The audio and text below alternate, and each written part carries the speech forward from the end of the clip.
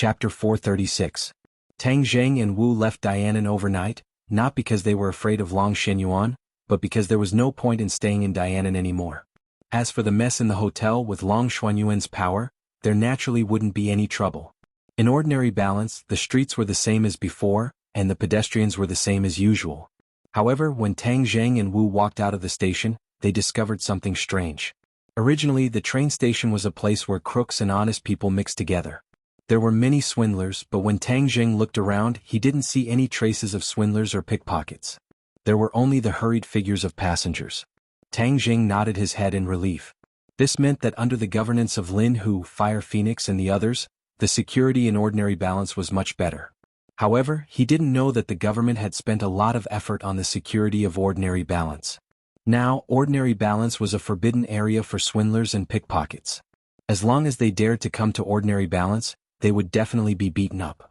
Furthermore, the pickpocket would have their fingers chopped off. It was definitely a bloody punishment. Because of this, the security in ordinary balance had improved a lot in the past few months. Ordinary people felt that it was much safer to travel, and things like robbery and theft were basically completely eradicated. However, the nearby counties and cities had suffered a lot. Many criminals had entered, causing the local officials to be quite distressed. The two of them took a taxi to Shangfeng Shangshui district, only to find that there were people sneakily watching them from outside a street. Tang Zheng frowned. This was his grandfather's residence. Someone dared to sneak around here. Could it be that they had some ulterior motives? Tang Zheng's face darkened as he turned around and walked towards the few people. The few of them looked at Tang Zheng and Marshall, who had walked in front of them, in shock. "Who are you people?" Tang Zheng asked sternly. "Who are you? You're a stranger. You're not a resident here, right?" The other party was not afraid at all and asked arrogantly. "You guys are sneaking around here. Do you have some ulterior motive?" Tang Zheng went straight to the point. "You have no right to ask. Let me tell you, why don't you go and ask around? Ordinary balance is Brother Hu's territory, and this is a forbidden area. If anyone with bad intentions dares to come here and do bad things, you can come in standing and leave lying down," the other party said with a fierce look. Tang Zheng paused for a moment, then grinned and asked, "Are you Lin Hu's men? You've got guts, daring to call Brother Hu by his name. Are you guys sent by Lin Hu to protect Tang Dahai?" Tang Zheng asked. "How did you know?" The other party was taken aback. The smile on Tang Zheng's face grew wider as he said, "Thank you for your hard work." The few of them were confused. They really didn't know why the other party had changed so much. However, they heard Tang Zheng say, "Go and tell Lin Hu that Tang Zheng has returned." After saying that, he turned around and walked into the neighborhood. Tang Zheng. This name is so familiar. I seem to have heard it somewhere before. The few of them scratched their heads. Suddenly, someone came to a realization and shouted, "Isn't that Big Brother Dragonhead's name?" "Yes, that's Big Brother Dragonhead's name. Big Brother Dragonhead is back. Quickly go and tell Brother Hu and Sister Phoenix." The few of them were excited as they looked at Tang Zheng's back. Their eyes were fervent, as if they were fans who saw their favorite celebrity. Licking their lips, one of them said, "I really saw Big Brother Dragonhead. His aura is indeed extraordinary." Of course, Big Brother Dragonhead rules over the entire Chongqing city's underworld and eats both the black and white. In the past, those who have seen Big Brother Dragonhead would often brag about him. This time we have finally seen Big Brother Dragonhead in person. In the future we can brag about it to others.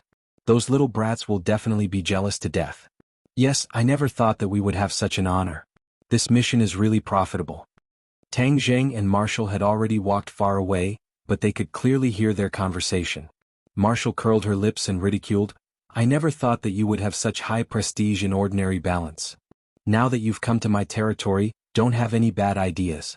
Otherwise I won't be polite," Tang Zheng said with a smile. Marshall snorted. Just as she was about to retort, she heard the few of them say enviously, as expected of Big Brother Dragonhead, "This girl is so hot.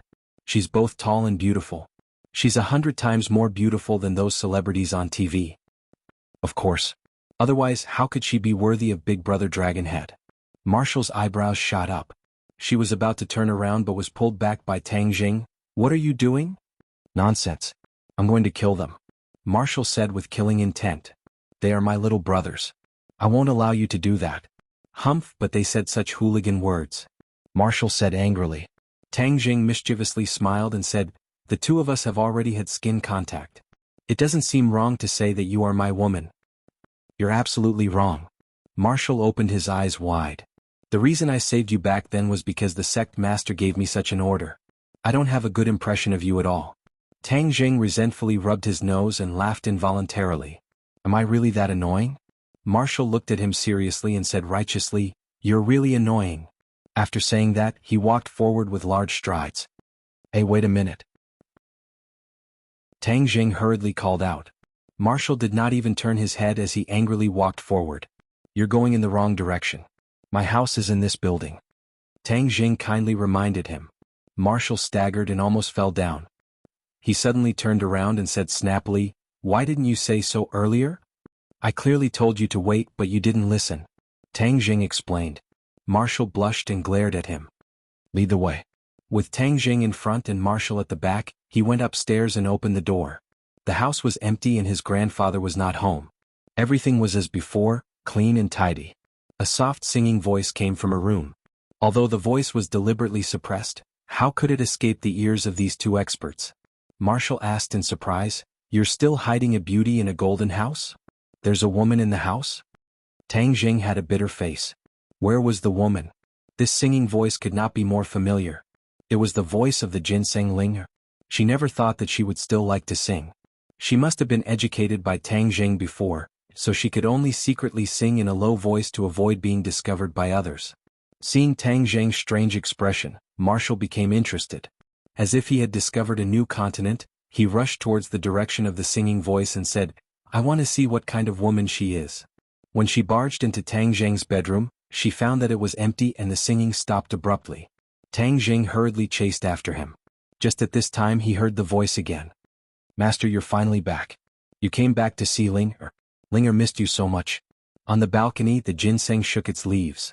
It was extremely excited, as if it wanted to break free from the shackles of the flower pot and throw itself into Tang Jing's embrace.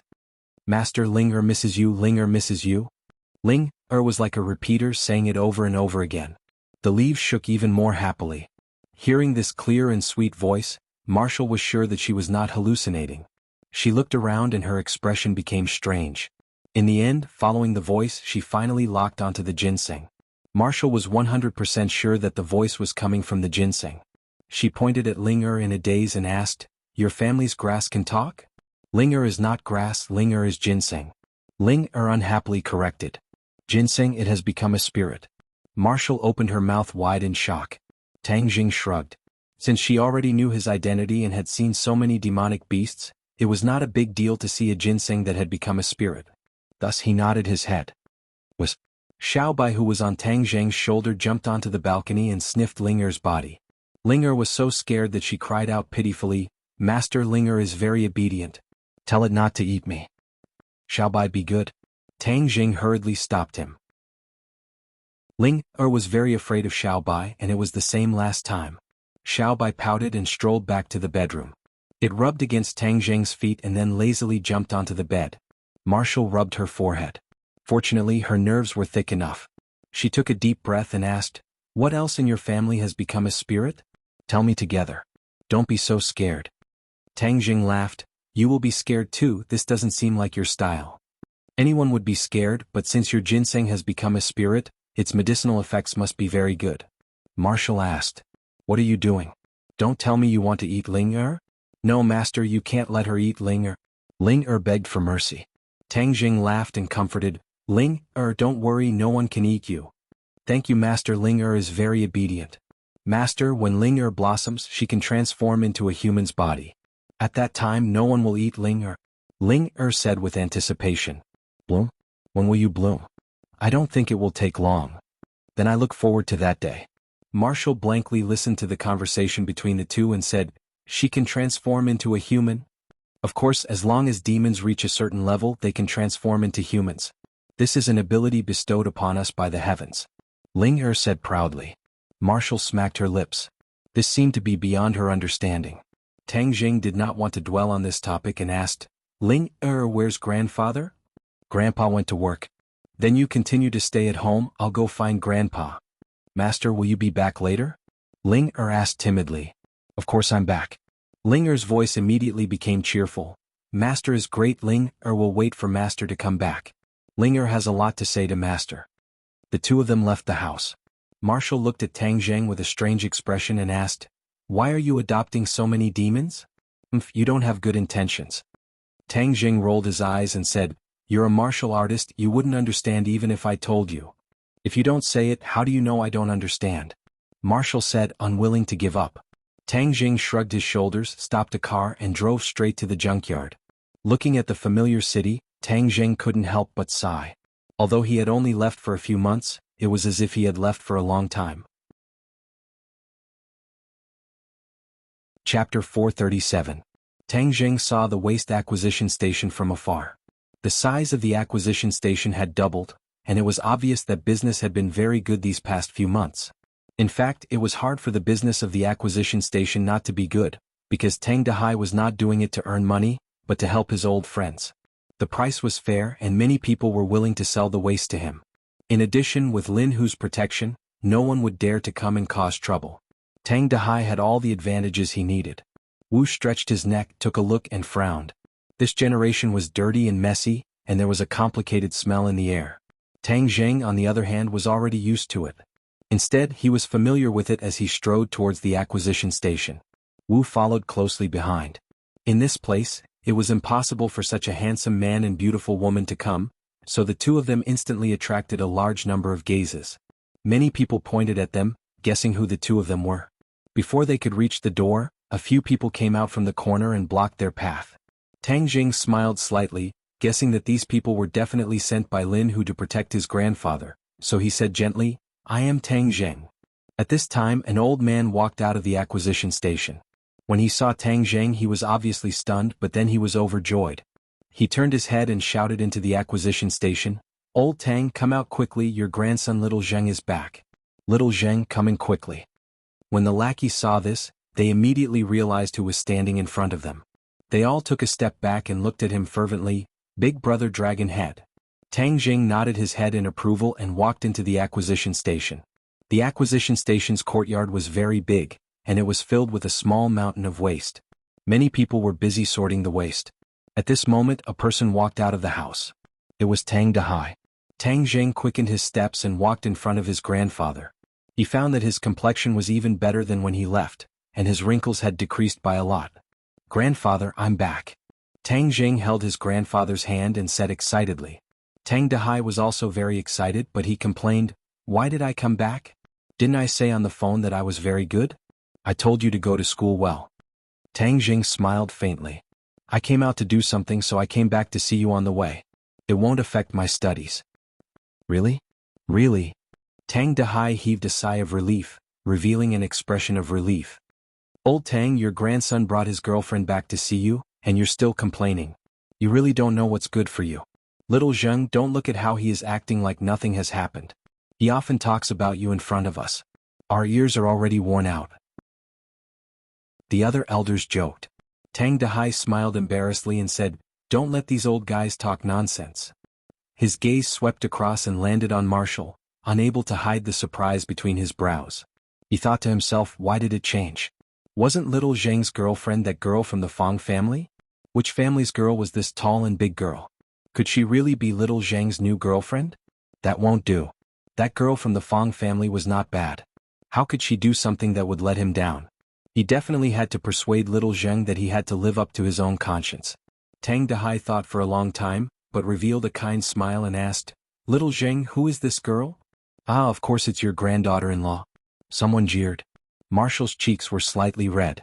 She did not know why, but recently her face was red more than in the past few decades. She could not help but regret following them. Was there something wrong with these people's heads? How could they all think in that direction?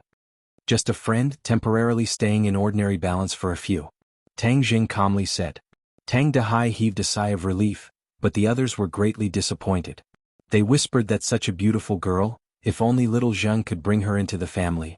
Marshall wished she could immediately turn around and leave. "Little Zheng, since you're back, we'll go back first. I'll go buy some groceries and cook. You old friends, I'll leave this place to you," Tang Dehai said. "Ah, okay, old Tang, let's go back." The few of them walked out of the depot and saw a cloud of dust from afar. A few cars were speeding over. Tang Zheng slightly narrowed his eyes, already guessing who had come. The car stopped in front of them. Lin Hu and Fire Phoenix led a group of little brothers out of the car. They excitedly looked at Tang Zheng and shouted, "Young Master Tang, you're back." The other little brothers lined up neatly like soldiers lined up for inspection.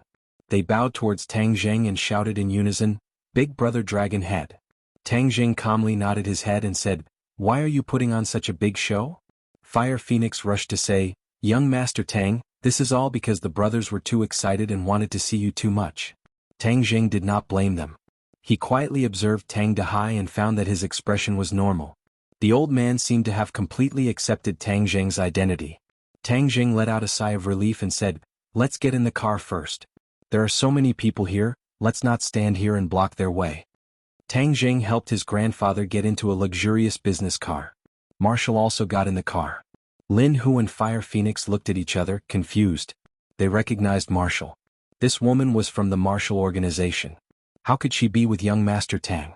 Suppressing the doubts in his heart, Lin Hu and Fire Phoenix also got into the business car. The motorcade slowly started moving. Tang Dehai, who had been silent all this time, said, "These past few months they have done well. Everyone says that Ordinary Balance's public security is much better than before. There are fewer people doing bad things and the people are living and working in peace." Lin Hu and Fire Phoenix were overjoyed. Even if they said 100 words, they would not be able to compare to the old man's praise. This praise was enough to make them feel that their efforts in the past few months were not in vain. However, the two still humbly said, "Thank you, old man, for your praise. In fact, there are still many areas where our work is not up to par. In the future we will continue to work hard."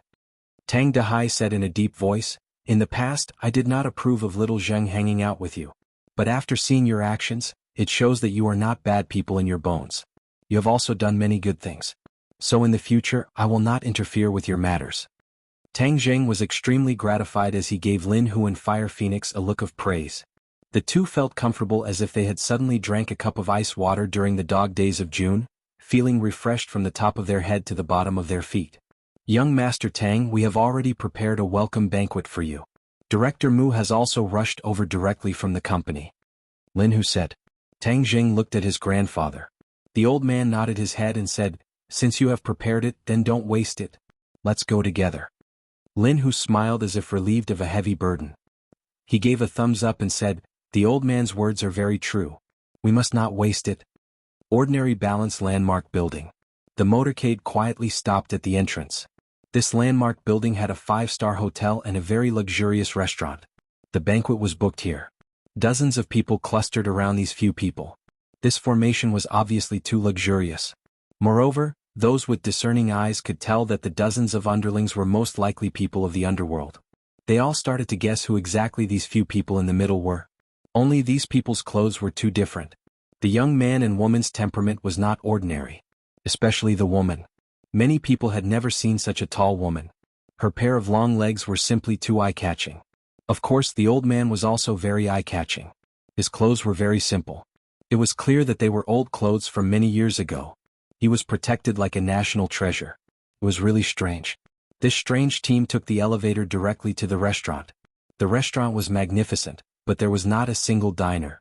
This was because the entire floor had been booked. "Young Master Tang, let's go to the private room. It's quiet and convenient to talk. The others are in the hall." Lin Hu introduced. Tang Jing nodded his head. The few of them went to the private room. This private room was very luxurious. Tang Dehai secretly sighed. He thought that this meal was definitely not cheap. However, the old man was an open-minded person and did not interfere. Before his but even warmed up, the private room's door was pushed open. A beautiful figure walked in and said, "Tang Jing, you're finally back. Big Sister Mu, long time no see." Tang Jing greeted, "It's been hard on Big Sister Mu." Mu Hongyan specially came to Ordinary Balance to integrate the businesses under Tang Jing. She was mainly responsible for building the company and legalizing these businesses.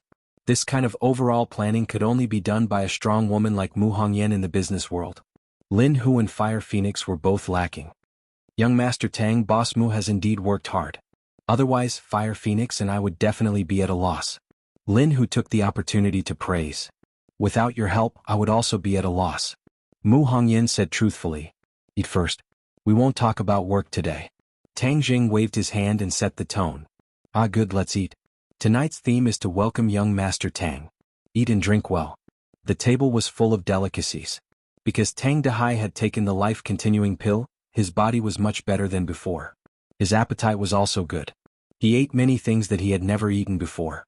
Furthermore, he drank a few glasses of wine, causing his face to become rosy. The old man also gradually relaxed and frequently clinked glasses with others. Wu was also forced to drink a few glasses of wine, but alcohol was child's play to her. Her expression was normal. Lin Hu and Fire Phoenix accompanied Tang Zheng to the hall and said a few words, letting the little brothers outside see the style of the leader, winning waves of applause. In the past, Tang Zheng tried his best to keep a low profile, but today he no longer kept a low profile. Even if he appeared with the identity of the leader of the ordinary balance, no one would find trouble with him because of this matter. As night fell and the banquet ended, Tang Zheng arranged for Wu to stay in the hotel upstairs and then accompanied the old man home alone. The grandfather and grandson pair slowly walked downstairs. As the night wind blew, the drunkenness weakened a bit. Tang Zheng supported the old man. The old man looked at him with gratification and said, "Little Zheng, grandfather has to admit that you made the right decision to take these people under your command. Not only is it a good thing for you, but it is also a good thing for others. You must remember that you must continue to work hard in the future to make these people do good things and not do evil." Tang Zheng obviously understood the old man's thoughts and nodded seriously. "Grandfather, don't worry, I will definitely do this." Chapter 438. The next day in a huge office, Tang Zheng, Mu Hongyan, Lin Hu and Fire Phoenix gathered together. Marshall could only watch from afar through the transparent glass wall. This was an extremely important meeting, so Tang Zheng naturally would not allow Marshall to attend. The few of them would occasionally glance at Ming Wu, as they were unable to see through him. Lin Hu and Fire Phoenix were especially wary of Ming Wu. However, since Tang Zheng said that it was not a big problem, they would not object. Listening to the reports of the few people, Tang Zheng already had a rough idea of the businesses under his name. After the integration, these businesses were divided into 3 large areas: real estate, clubhouse and hotel. However, real estate was a small company while clubhouses were the mainstay. There were big and small hotels, but there were no 5-star hotels. According to Mu Hongyan's suggestion, these 3 areas would be deeply excavated and developed. Now that the real estate market was booming, Wuxia had a large population, and the demand for housing was huge, so they could not give up on real estate and had to make it bigger and stronger. The entertainment clubhouses also had to be reorganized, because although this industry was the mainstay, it was extremely messy. There were dozens of large and small clubhouses, each with a chaotic market position, and urgently needed to be sorted out, find their market position and cover the different levels of customers. If the hotel scale was too small, it would not be beneficial to increase its reputation.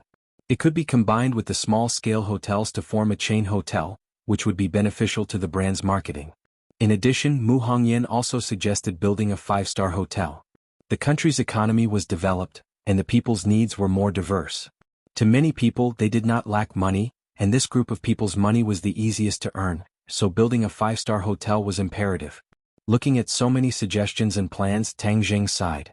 It was true that there were specializations in the industry. Letting him do these things, he was directly at a loss, while Mu Hongyan succeeded smoothly. She was indeed a talent. No wonder she could control such a large business like the Long family. He had really picked up a treasure. Seeing Tang Zheng lowering his head and not saying anything, Mu Hongyan asked nervously, "Tang Zheng, what do you think? Do you have any other opinions or suggestions?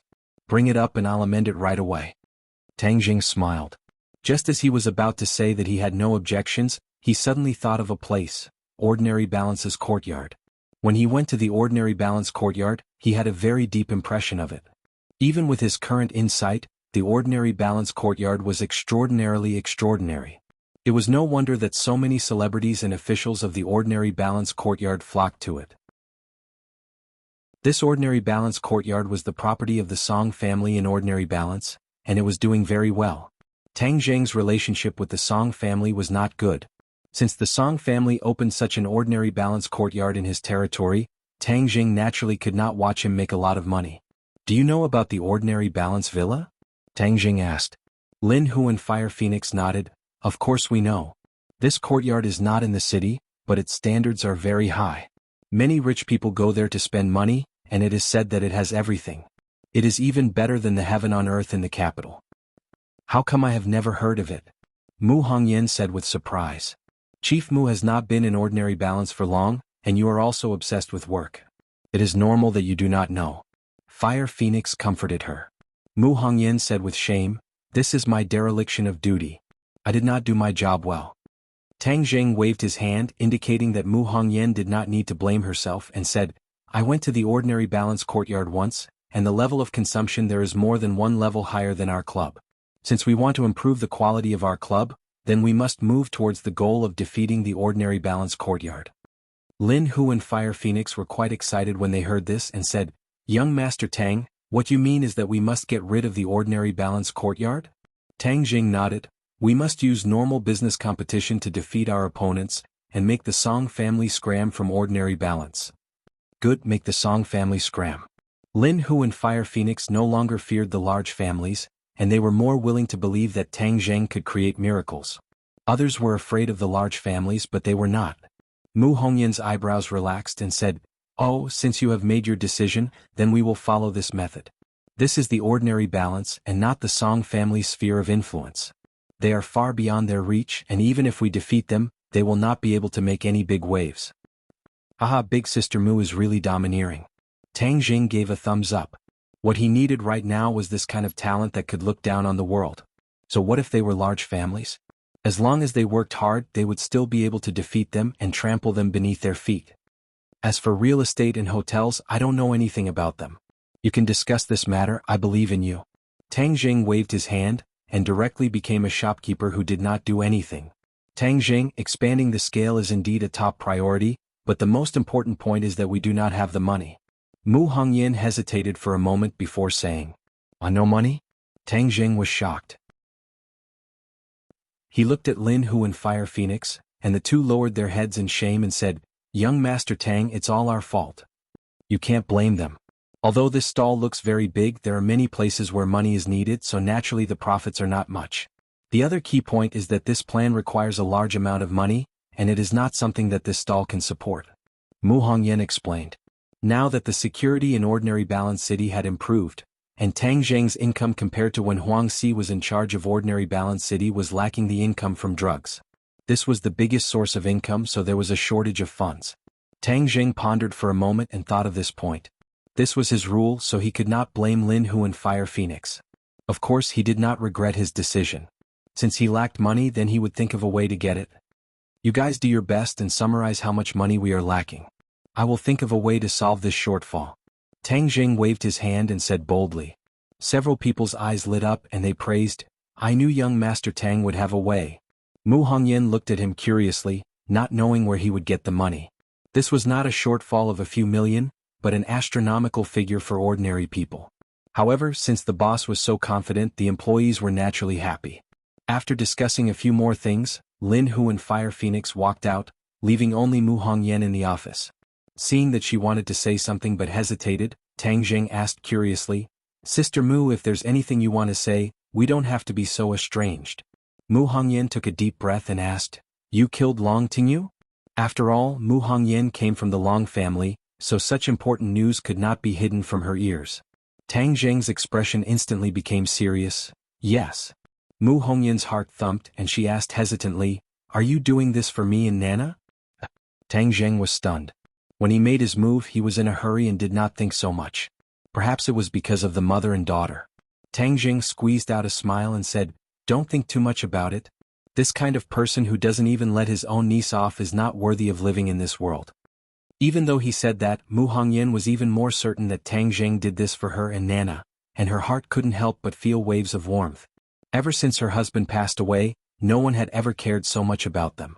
She was very clear about the consequences of killing Long Tingyu, especially for someone who didn't have much of a foundation. "Then aren't you in big trouble for us?" This. Mu Hongyan was at a loss for words. Her eyes were red and she was about to cry. Tang Jing was shocked and immediately comforted her. "Sister Mu, don't be like this, I'm fine, this isn't a big problem, it's just a small matter." "If this is a small matter, then what is a big matter? You don't have to comfort me, I understand." Mu Hongyan wiped the corner of her eyes and said. Looking at her delicate and pitiful appearance, she didn't have the appearance of a strong woman just now.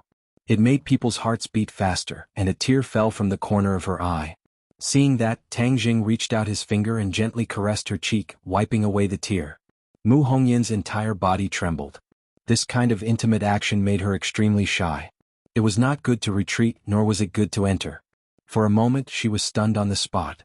Tang Jing cursed in his heart, he was too frivolous, and quickly retracted his hand without leaving a trace, saying, "Sister Mu, this problem has been solved. Long Shenyuan has already found me and was prepared to take revenge for Long Tingyu, but he did not succeed, and I told him that Long Tingyu colluded with the island nation to frame you, and even tried to assassinate you and Nana. He should investigate thoroughly. You don't have to comfort me." How could Mu Hongyan believe that Tang Jing was Long Xuanyuan's opponent? Mu Hongyan was not a martial artist, but her knowledge was extraordinary. In her heart, Long Shenyuan was like a god of war, invincible.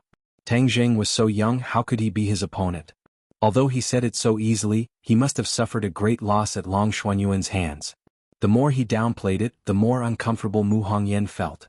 She thought to herself, he treats me so well, how should I repay him in the future? Alright, Sister Mu, then I won't disturb you anymore. I still have to think of a way for money. I originally thought that I was a rich man, but I didn't expect that I was a loser, haha. Tang Jing joked. Mu Hongyan squeezed out a smile and said, "It's already very rare for you to have such achievements at your age. You didn't start from scratch, you're much stronger than those aristocratic children." "Then I'll thank you for your praise, Sister Mu. In the future I'll leave the business matters to you." Mu Hongyan nodded seriously. "Don't worry, I will do my best to turn your business into a real business empire." "With your words I'm relieved." Tang Jing waved his hand and walked out of the office. Marshall looked at him with a strange expression and teased, "Taking advantage of a woman again, humph, men are fickle." Tang Jing was speechless. How did he take advantage of her? He was too lazy to care about her. Right now, he had to think of a way to get money, and a large amount of money at that. Chapter 439. Tang Jing, why haven't you returned to the capital yet? After causing such a big mess, do you still have beauties to accompany you every day? Yi Dingdong's voice was filled with anger. Tang Jing quickly moved the phone away and waited for her to finish venting before asking, "Ding Ding, what happened? Why are you so angry? Your identity as a cultivator has been exposed. Do you think it's a big deal? Do you know how big of a storm this matter has caused in the capital?" Yi Dingdang asked curiously. "I'm not in the capital, how big of a storm can there be?" Tang Jing disagreed. "But you are the son-in-law of the Ye family." Yi Dingdang blurted out in a moment of desperation, but she suddenly realized something and immediately shut her mouth. Tang Jing's face flashed with a mischievous look, but he understood what she meant. In the eyes of outsiders, his relationship with the Ye family was not shallow. With his identity as a cultivator exposed, the Ye family would naturally be the first to bear the brunt and be affected. This was also where Tang Jing was not considerate, so he asked, "What exactly is the situation? I can't explain it clearly in a few words. Immediately, get the hell back to the capital right now. Also, stay away from that marshal by your side. The people of the martial organization are not good people. Don't be confused by beauty and forget your direction." With a pa sound, the phone was hung up. Tang Jing thought back to Yi Dingdong's words and touched his nose. He thought to himself, why does it sound sour? "Which little lover called again?" Marshall asked with a sneer. Tang Jing shrugged and said, "Am I really that promiscuous? Isn't that so? As far as I know, you have a few women by your side and none of them are ordinary people." Marshall said directly. "That's right, you really aren't an ordinary person." Tang Jing said sincerely. The meaning of this sentence was that Marshall was also his woman. Marshall raised her eyebrows and said angrily, "You're taking advantage of me again." Didn't you say that yourself?" Marshall coldly snorted and turned her head. She couldn't beat him in a fight, so she could only pretend that she didn't hear him. Tang Jing teased enough and said, "We'll return to the capital immediately." After bidding farewell to Lin Hu and the others, he found his grandfather and chatted for a while. Tang Jing brought Xiao Bai and Linger on a plane to the capital. This time, it was Linger specially asked him to bring her along. It was as if she felt that she was about to bloom, so of course she hoped that Tang Jing would witness that moment. Tang Jing was also looking forward to it, so he agreed. Tang Jing's estites. However, when the two of them walked out of the airport, a nimble figure rushed over and threw herself into Tang Jing's embrace. "Big brother, you're finally back. Nana missed you so much," Nana said excitedly with a pink face. Tang Jing picked her up, holding the flower pot in one hand and Nana in the other, and strode towards a luxury car in the distance. Yi Dingdang was leaning against the car door, frowning as she stared at the few of them. Her bright eyes kept sweeping over Marshall's body, and her brows tightened even more. Tang Jing gave Yi Dingdang a smile that he thought was brilliant and said, "Don't frown, look at the wrinkles." "Wrinkles? Where did I get the wrinkles?" Yi Dingdang subconsciously touched her cheek. "Humph, you dare to tease me, you really live a carefree life." In an instant she realized that she had been played. Her expression became even more stern and she snappily asked, "Didn't you go to southern Yunnan for archaeology? How come so many things happened again?" Tang Jing shrugged and said, "The weather is unpredictable and people are unpredictable. This is not something I can control." "I think you're just lying to me." "What archaeology? You've created such a big storm. Am I not worthy of your trust? You disappeared for so long without leaving any news. If it wasn't for my dad having some sources of information in the ordinary balance, he wouldn't have known that you ran to the ordinary balance." The more Yi Dingdang spoke, the more agitated she became. It was obvious that she was furious. Tang Jing looked at her in astonishment. In a trance, she seemed to have returned to her high school appearance as a big sister, domineering and overbearing. Although her words were sharp, the concern she revealed was real. Tang Jing was not angry. Instead, he felt warm in his heart. While speaking, Yi Dingdang's eyes flashed with a sparkling light. This period of time was indeed the most difficult for her to endure. She and the Ye family did not expect that Tang Jing would cause such a huge commotion when he went to southern Yunnan. First, he killed Long Tingyu, which immediately caused a huge uproar, causing all the great families in the capital to be shocked. This was the rhythm of turning the sky upside down. The Ye family was ostracized and malevolent from all sides. Many people speculated that since Tang Jing was the son-in-law of the Ye family, the anger of the Long family would definitely be completely poured out on the Ye family.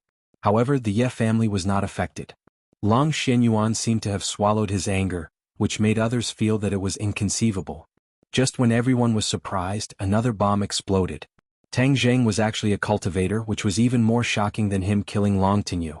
After all, killing Long Tingyu was only related to the Long family, but the identity of a cultivator was contrary to the entire world. Furthermore, he was viewed as a thorn in the flesh by the martial sect. None of the great families dared to go against the martial sect. If they were to get involved with a cultivator, a great family could face a disaster.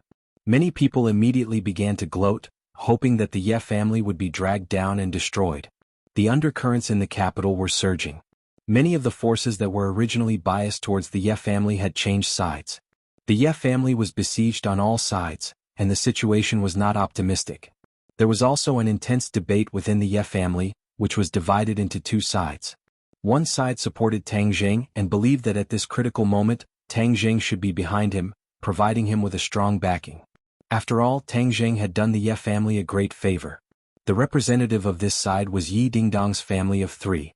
The other side insisted on distancing themselves from Tang Jing and not being dragged into the quagmire to preserve the strength of the Ye family. This was the opinion of the majority of the Ye family, and the representative was Yi Dingdang's uncle. The head of the Ye family, Yi Xuanji, did not express his opinion, but he also did not make a decision. Therefore, the Ye family was currently in a foul atmosphere and everyone was in a state of panic. Yi Dingdang's family of three was under great pressure. Many people accused them of causing the Ye family to suffer a calamity. They would be the sinners of the Ye family. Yi Dingdang would be met with supercilious looks when she returned to the Ye family's mansion, especially her cousin, who was even more outspoken and criticized her face to face. If not for Yi Dingdang's strong personality, she would have already collapsed in such an environment. But the reason why she was angry was not because of the criticism and neglect, but because she was worried about Tang Jing's safety. What if he was killed by the martial organization? She did not dare to imagine the consequences. She was already used to his existence. Although Tang Jing had angered her to the point of madness many times, she still cared about him from the bottom of her heart.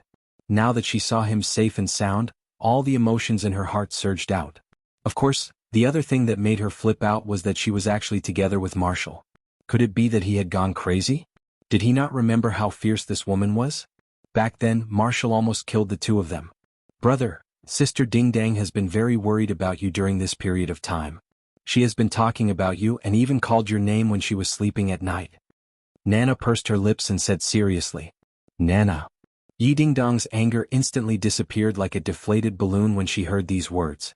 She became very embarrassed. Nana clearly did not understand Yi Dingdong's meaning. Instead, she seemed to have received encouragement as she spoke even more energetically. Sister Dingdang often has nightmares. She says not to hurt Tang Jing, and if there's anything, just come at her. Later on she even cried.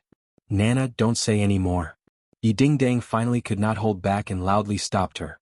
Nana looked at her blankly, thinking that Nana was speaking the truth. Her mother had always taught Nana to be an honest child, otherwise her nose would grow long like Pinocchio.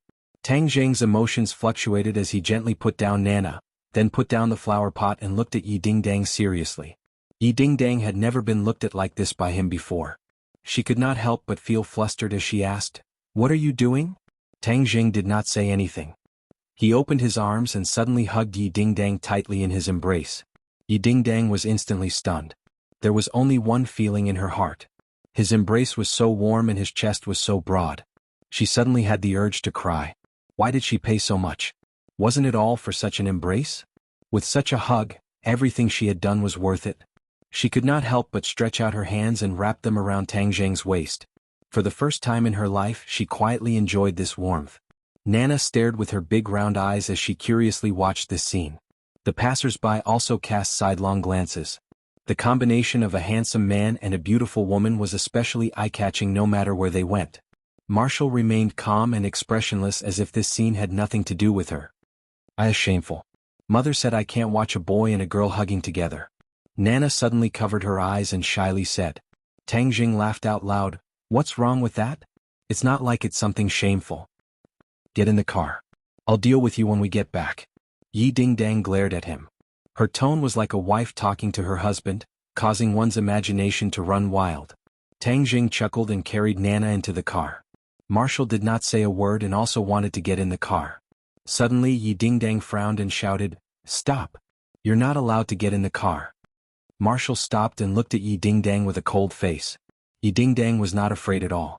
She stretched her neck and stared back at her without blinking and said, This is my car. You're not welcome. Back then in ordinary balance, Marshall was so overbearing.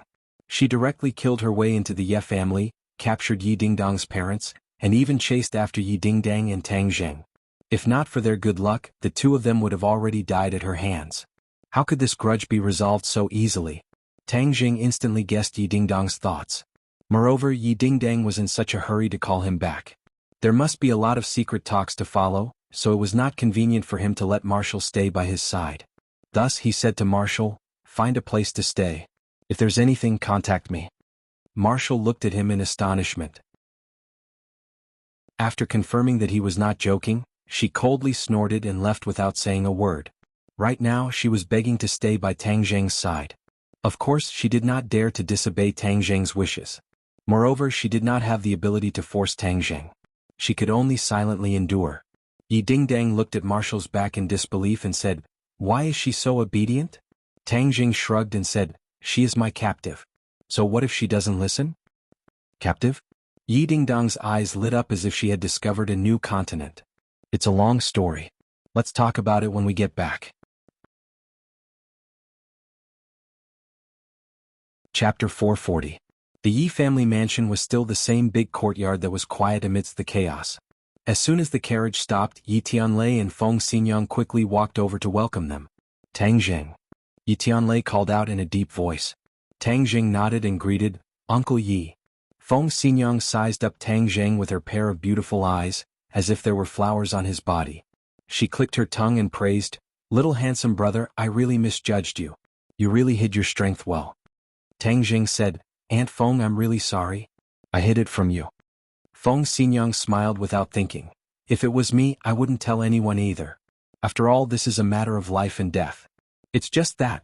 She turned her head and glanced at Yi Dingdang and continued, It's just that our family's girl also helped you hide it from us. It's really true that girls side with outsiders. When a girl is of age, she can't be kept at home. Feng Xinyang. Yi Dingdang heard this and blushed. She glared at Feng Xinyang. Feng Xinyang laughed tenderly, Little handsome brother, you see I was right. This girl has a one-track mind. In her heart, we are not as important as you. And Feng is joking. Dingdang is very respectful to you two elders. Tang Jing said. Is that so? It's enough for this girl to have this kind of thought. However, in my entire life I have never seen a cultivator before.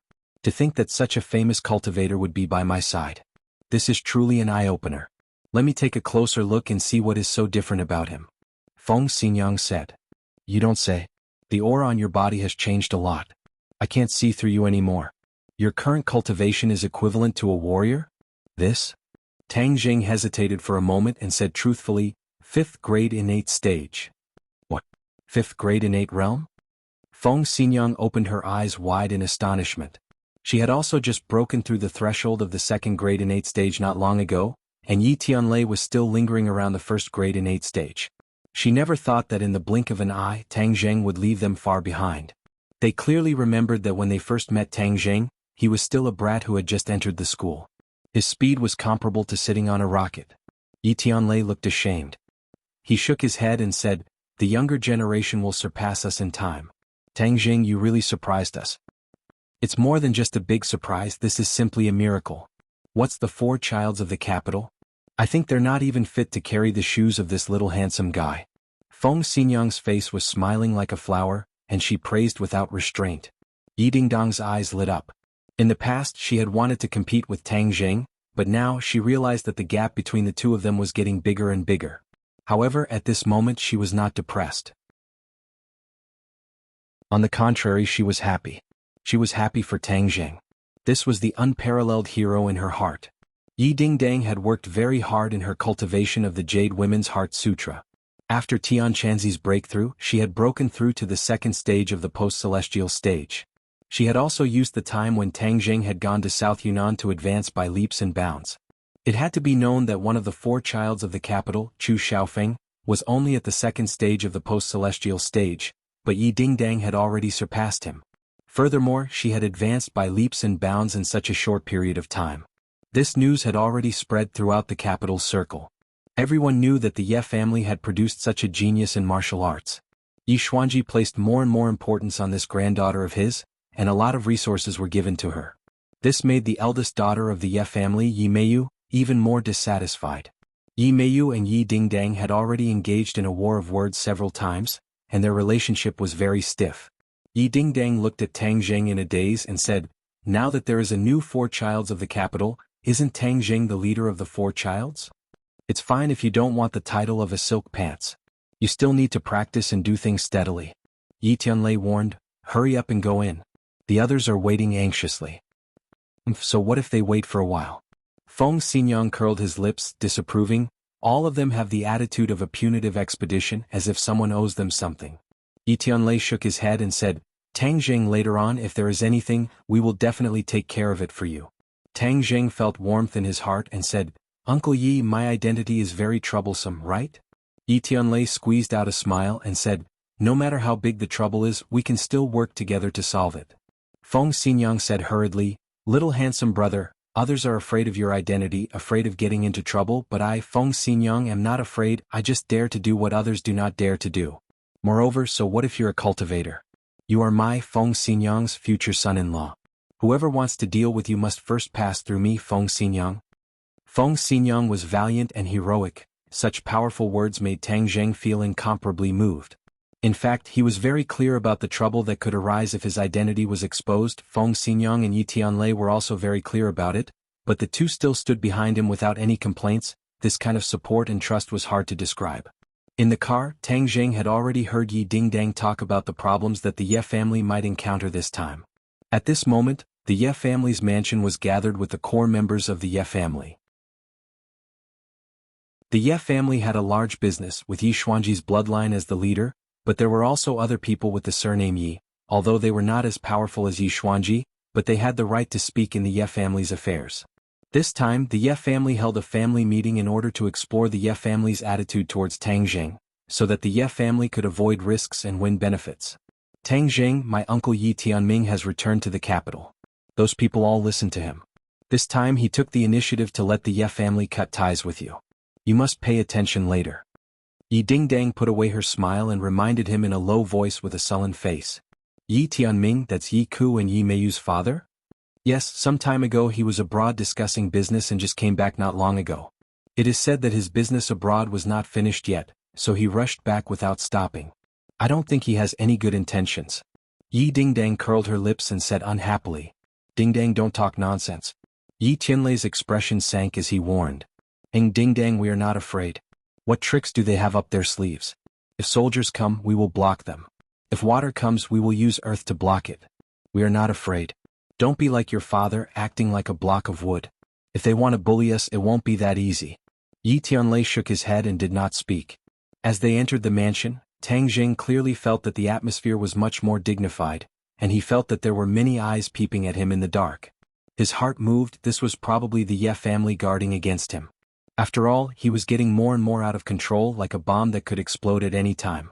He didn't care, and strode with the three of them to the entrance of the huge meeting hall.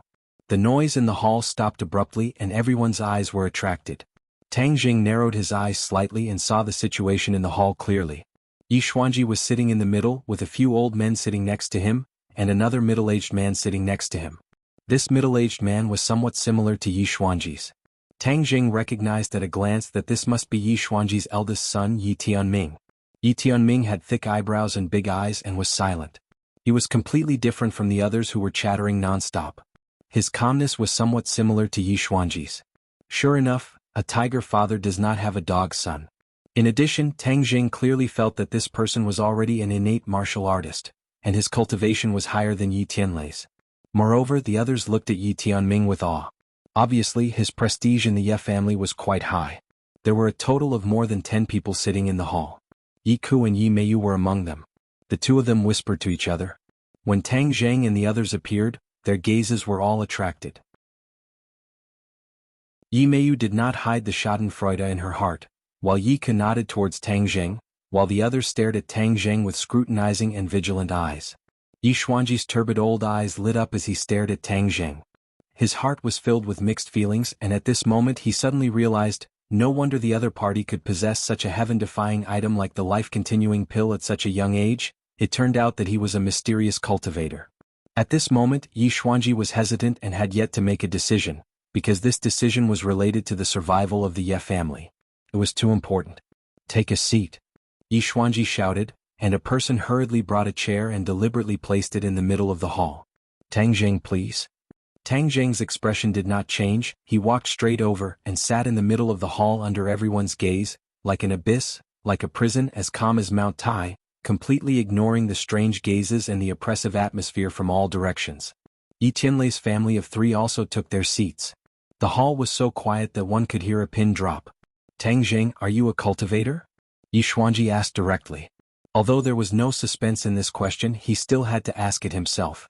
Tang Zheng said without batting an eyelid, yes. Bus. Discussions broke out as many people whispered to each other. Quiet, noisy, what kind of scandal is this? Yi Xuanji shouted angrily. Everyone immediately fell silent, but their eyes could no longer leave Tang Zheng, as if they really wanted to see what was different about him. You're a cultivator, that means you're a martial artist's enemy. Yi Xuanji said after pondering for a while. Tang Zheng laughed softly and said, so you're saying, you've made such a big scene because you want to take my life here today? Killing intent burst out in the hall. Yi Dingdang's face became pale. Just as she was about to stand up, she was pulled back by Feng Xinyang and said in a low voice, calm down.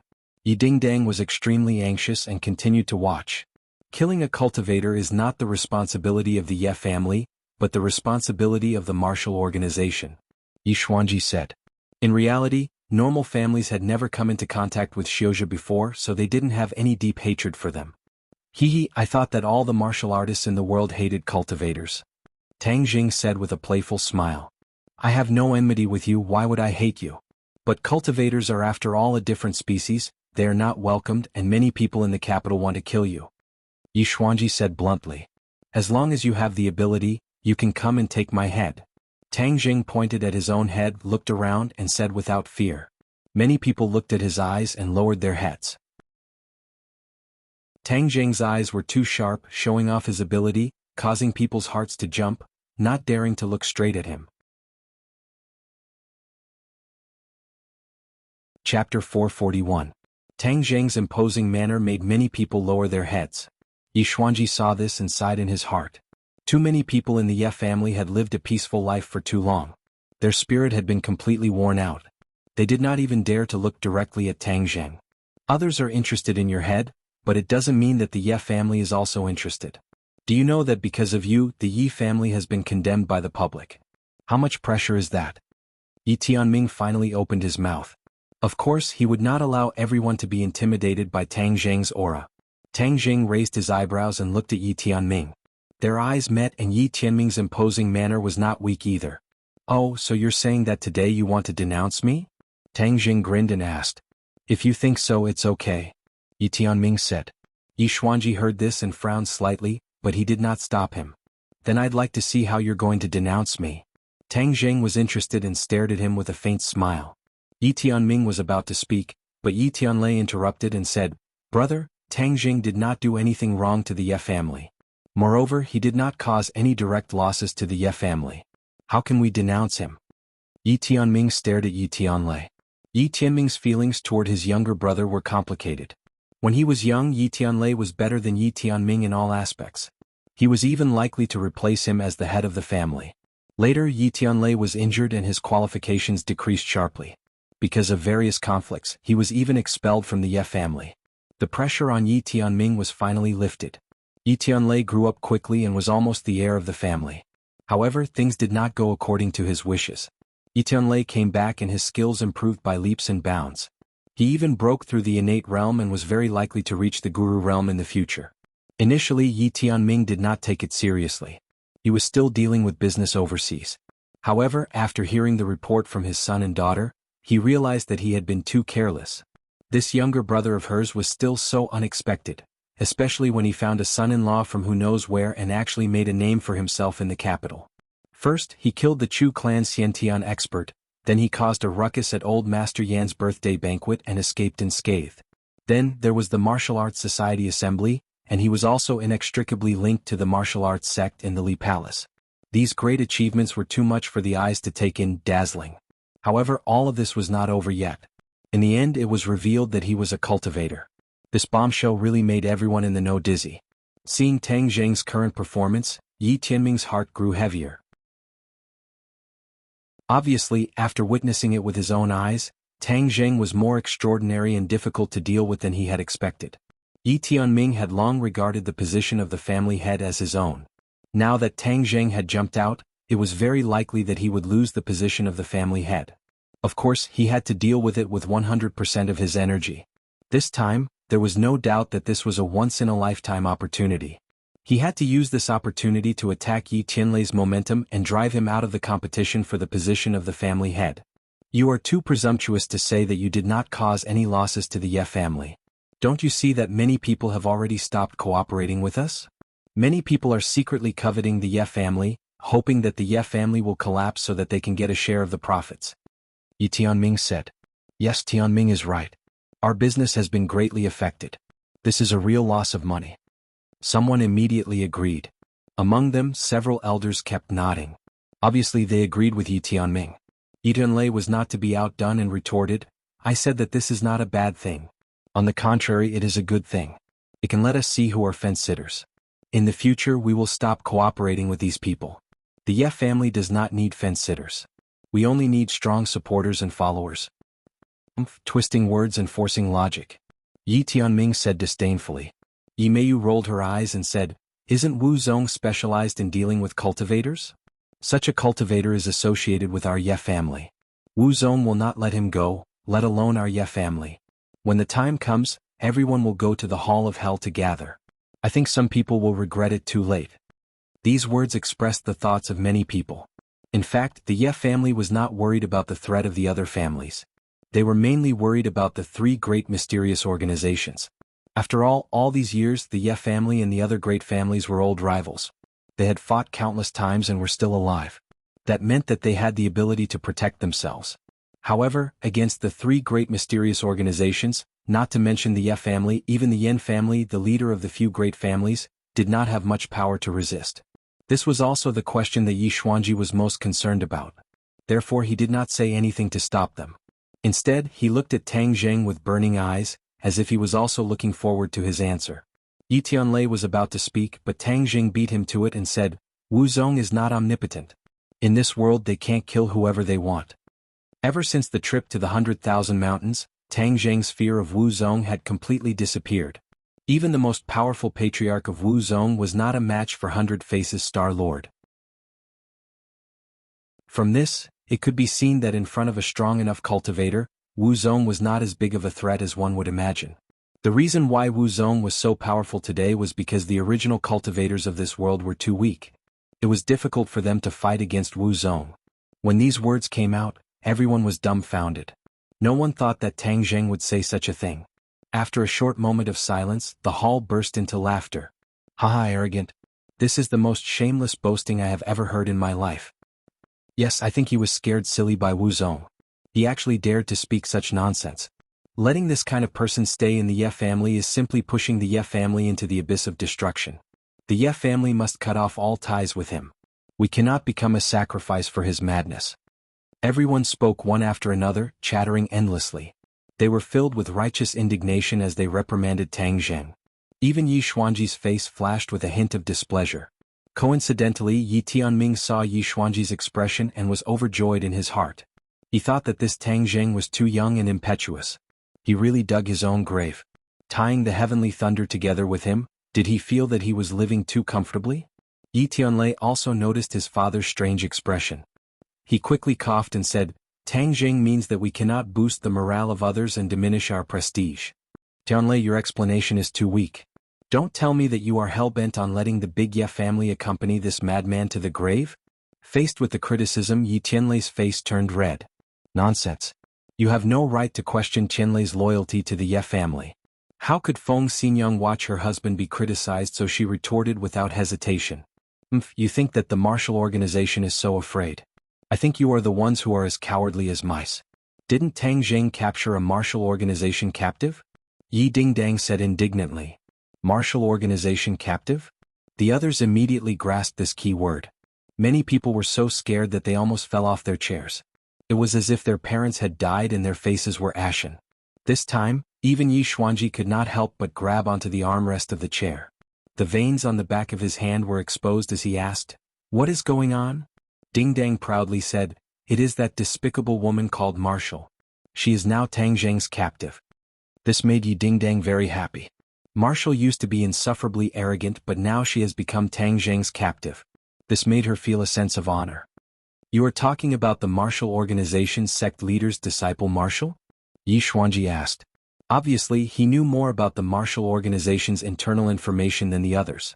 Yi Dingdang shook her head and looked at Tang Zheng blankly. Tang Zheng nodded, That's right. Yes. Yi Xuanji sucked in a breath of cold air and said with a serious face, Tang Zheng, you are in big trouble this time. The others were so scared that they broke out in cold sweat. Big trouble. You captured the martial organization's sect leader's disciple. How could he let you go? Not only you, but even the Ye family will be dragged into a desperate situation by you. No, the Ye family must immediately cut ties with Tang Zheng. The others all agreed and expressed their determination to cut ties with Tang Zheng and completely cut ties with him. Yi Tianlei and Feng Xinyang were also shocked when they heard this news. They still remembered the scene when they first met Marshall. Marshall was so domineering and awe-inspiring. She was even on par with Feng Xinyang. But even so, after hearing so many people's perverted impatience, Feng Xinyang's fiery personality was revealed again. She said without hesitation, All of you are as timid as mice. Just the mention of the martial organization makes you scared to death.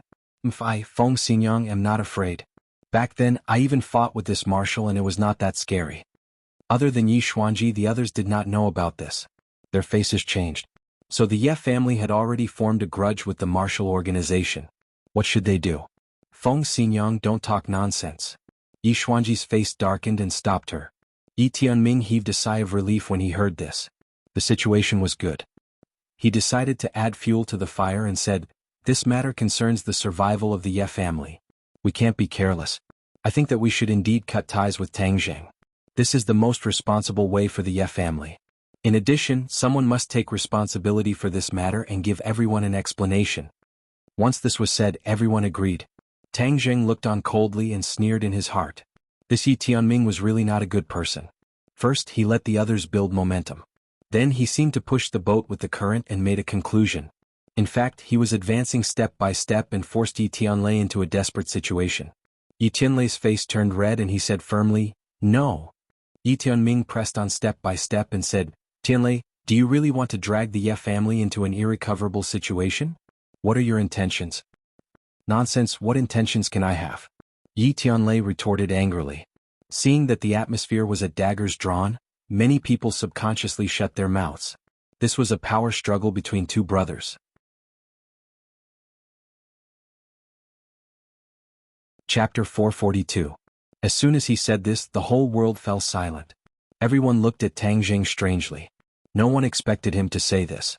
The Ye family was a big family. Many members of the Ye family were used to being high and mighty. They looked down on ordinary people from the bottom of their hearts. When they heard this, they reacted and shouted angrily, "What did you say?" The corner of Tang Jing's mouth curled up. He smiled and said contemptuously, "Did I say that I know you? What do I have to do with you?" These words were like a fuse that ignited the explosives in their hearts. Many people stood up and glared at him. "Brat, this is the Ye family. It's not a place for you to behave atrociously. Today we'll let you know the power of the Ye family." Yes, let him know the power of the Ye family. How dare he insult the Ye family? He must be tired of living. Everyone was talking at once, endlessly reprimanding Tang Jing, but not a single person stood out to make a move. Instead, they were incessantly clamoring, their mouths flying everywhere. Yi Tianming was delighted. He thought that Tang Jing was young and impetuous. Did he really think that he was the winner just because he had a small advantage in words? This was exactly what he wanted. They had offended everyone. Then, he could forget about climbing up the big tree that was the Ye family. Yi Tianlei would naturally lose a strong ally. He would be criticized and blamed by others. Yi Tianlei's family of three was also shocked. They looked at Tang Jing in disbelief. However, the three of them did not have the heart to complain. Instead, they were angry at the aggressive attitude of others. However, they understood that now that Tang Jing's relationship with the Ye family was strained, more people would insist on cutting ties with Tang Jing. This was not good for Tang Jing. Therefore, Yi Tianlei was about to say a few good words for Tang Jing. However, Yi Tianming beat him to it and said, "When has our Ye family been looked down upon like this? Our Ye family can't tolerate this kind of person. Everyone, am I right?" "Yes, we can't tolerate him." The others shouted in agreement. They were quite imposing. Not only that, some people blindly cover up for this kind of person and speak for him while ignoring the interests of the family. We can't just let it go. Yi Tianming finished speaking and stared at Yi Tianlei with burning eyes. The relationship between the two brothers had already reached a point where they were at odds with each other, so there was no need for them to maintain a seemingly harmonious relationship on the surface. Yi Tianlei, of course, understood the meaning behind those words and glared at them. Yi Tianming looked down and didn't even look at him. Yi Meiyu couldn't hide her joy and glared at Yi Dingdang and Tang Jing provocatively. At that time, Tang Jing shone brightly. Yi Meiyu also had the idea of using a honey trap to win over Tang Jing, so she ran to the school to find him. She couldn't help but rejoice that she didn't succeed. Otherwise, she would have suffered a big loss. Since Yi Dingdang treated Tang Jing as a treasure, then let them be unlucky together. Yi Ke took a deep look at Tang Jing and was relieved. He was aware that his father's position as the head of the family might not be guaranteed, so he told his father to quickly return to the country. Now it seems that this move was very clever. Yi Xuanji looked down at everyone and stopped for a moment on his two sons. He was very clear about the thoughts of these two sons. In fact, this competitive situation was deliberately done by him. The Ye family didn't need flowers in a greenhouse. The situation in the future would become more and more complicated. In the end, who could inherit the position of the head of the family and support the Ye family? Yi Xuanji didn't have absolute certainty. Therefore, he must be using the competitive relationship to choose the best of the two sons. Now, it seems that the competition between the two has reached a white-hot stage because of the appearance of Tang Jing. As for the support of most people for Yi Tianming, Yi Xuanji saw it clearly. Of course, this was also a matter of course. After all, if Yi Tianming hadn't found so many supporters in the family over the years, then his ability would be too weak. Yi Xuanji would directly look down on him. Yi Tianlei was unable to restrain his anger. He stood up and said, "If you can't tolerate Tang Jing, then you can't tolerate Yi Tianlei. Tang Jing is my son-in-law. I naturally have to protect him to the end." Yi Tianlei's tone was very firm, which surprised many people. After all, in the face of so many people, he could still insist on his opinion. This required a huge sacrifice. Does Tang Jing have such great charm? Is it worth Yi Tianlei to protect him at all costs? Yi Tianlei didn't think about whether it was worth it or not. The two sides had known each other for a long time. Tang Zheng was branded in Yi Tianlei's heart step by step, and his weight was getting heavier and heavier. Yi Tianlei valued and even admired Tang Zheng from the bottom of his heart. Such a rising star couldn't be buried, so he had to fight for an opportunity for him.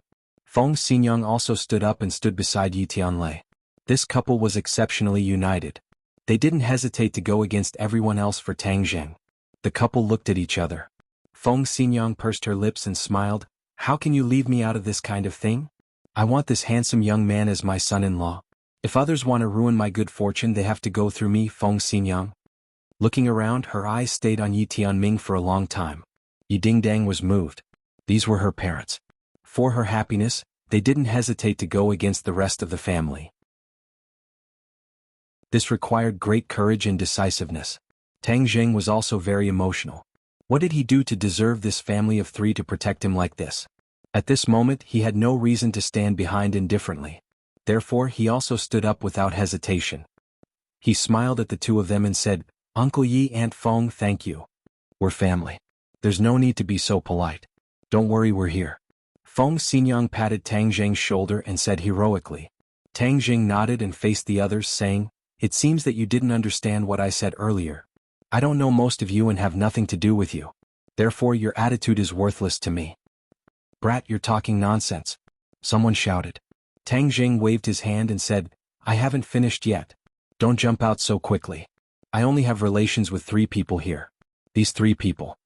Tang Zheng pointed at Yi Dingdong's family of 3 and turned to the others. He continued, As for you, I don't want to have anything to do with you. Therefore you have no right to tell me what to do. You can't wait to cut off your relationship with me. In fact, I have nothing to do with you. Why should I cut off my relationship with you? Tang Zheng's words had basically offended the other party, including Yi Xuanji. However, this was not because of Tang Zheng's impulse. He had already thought it through on the way here. His relationship with the Ye family was actually not that complicated. The link that maintained this relationship was Yi Dingdong's family of 3. As for the others, they were insignificant in Tang Zheng's eyes. He didn't care about their attitude. Yi Tianlei's expression suddenly changed. He quickly pulled Tang Zheng's clothes and whispered, Tang Zheng, don't talk nonsense. I'll deal with it. Yi Tianming laughed in schadenfreude. He was really useless. Tianlei was destined to fail to find such a son-in-law. Yi Tianming did not give the other party a chance. He could not wait to make things difficult. He pretended to be indignant and said, They look down on our Ye family. If we rush to claim kinship with them, won't we become a laughing stock? Our Ye family's reputation will be ruined. How can we face the ancestors of the Ye family? Yes, Tianming is right. Many people agreed. Yi Tianlei wanted to argue, but he heard Yi Xuanji, who had been silent all this time, roar, Enough! All of you shut up. Everyone was as silent as cicadas in the winter. Yi Xuanji looked at Tang Zheng with a complicated expression. His mood was even more complicated. Cultivators were a double-edged sword. There were many miraculous things about them. Just like how Tang Zheng had the life-continuing pill, there were also many drawbacks. That was, it would make the Ye family the target of public criticism. One gain and one loss. How to balance this was Yi Xuanji's biggest headache. However, there was no standard answer to this question. Originally, Yi Xuanji wanted to see Tang Zheng's attitude. If he sincerely pledged his allegiance to the Ye family and revealed the many secrets and miraculous things about cultivators to the Ye family, then Yi Xuanji would be able to protect Tang Zheng. After all, the benefits were too great. However, he did not expect that Tang Zheng would not give him the chance. He directly rejected him and cut off all ties with the Ye family. He did not even hesitate to offend so many people from the Ye family. If Yi Xuanji continued to stubbornly protect Tang Zheng, the others would have a lot of opinions. This was not beneficial to the unity of the family. Compared to the possible benefits, this was too risky. The gains did not make up for the losses. In addition, the relationship between Tang Zheng and the martial sect had already reached its climax. He had even captured the martial sect's captive. This was a ticking time bomb that could explode at any time. It could also affect the Ye family. Therefore, at this time, Yi Xuanji had already made up his mind. He would completely cut off all ties with Tang Zheng. As for the relationship of fiancé and whatnot, there was no formal ceremony. It was just a verbal relationship. It was easy to cut off all ties. Seeing his father's gloomy face, Yi Tianlei panicked in his heart. he did not give up and said, "Father, Tang Jing is young and impetuous. Our Ye family is indebted to him." Before he could finish, he was interrupted by Yi Xuanji with a wave of his hand. "Enough." Then he turned his gaze and stared at Tang Jing. Tang Jing calmly dealt with it. Their eyes met, but he was still not at a disadvantage, which made Yi Xuanji extremely surprised. In fact, Yi Xuanji was only at the first level of the Grandmaster stage, which was one level lower than Long Xinyuan. How could Tang Jing be afraid of him? Therefore, whether or not he had the help of the Ye family did not make much of a difference to him. If he allowed the other party to get involved in his own affairs, the other party would use this as an excuse to threaten him. In addition, the most important point was that Tang Jing did not know what kind of situation he was about to encounter. Whether it was dangerous or not, he could not be so selfish as to drag Yi Dingdong's family of 3 into this, otherwise he would be too selfish.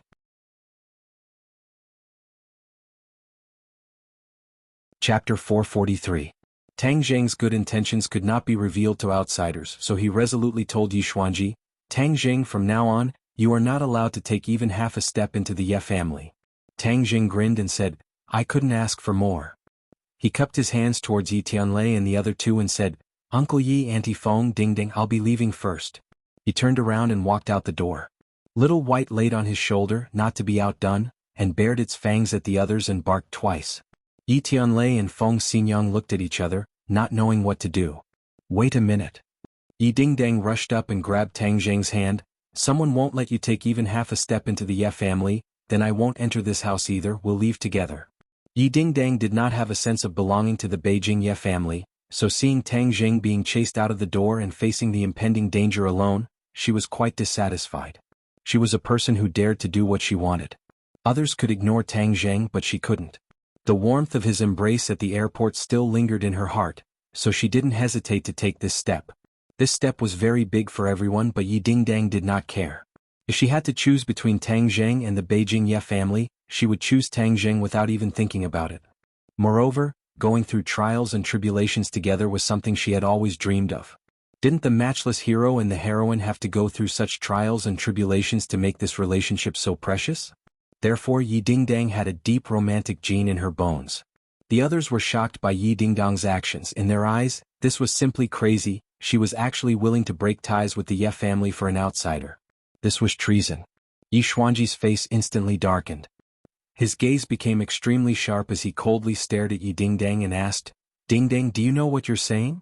Due to Yi Dingdang's sudden display of talent in martial arts, Yi Xuanji had already placed Yi Dingdang as a member of the next generation that he would focus on nurturing.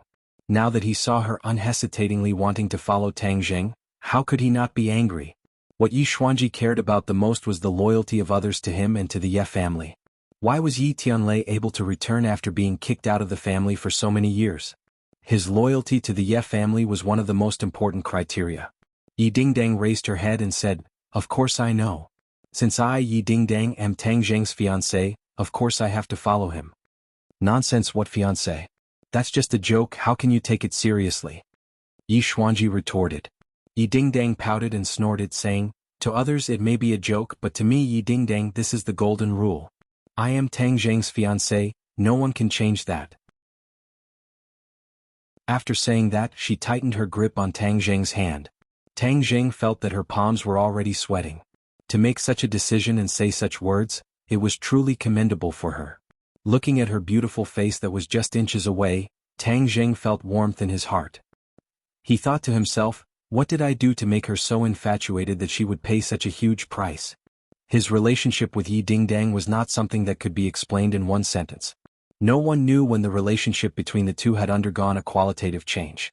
All of this happened naturally. It seemed abrupt, but it was also logical.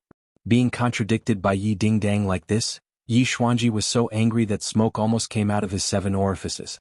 The veins on the back of his hand that was grabbing onto the chair's armrest were bulging. Yi Tianlei knew his father's temper very well. His face turned pale as he hurriedly explained, "Father, Dingdang is young and doesn't know any better. Don't lower yourself to her level." Although he could stand firmly on Tang Jing's side, he would not be like Yi Dingdang and leave the Ye family.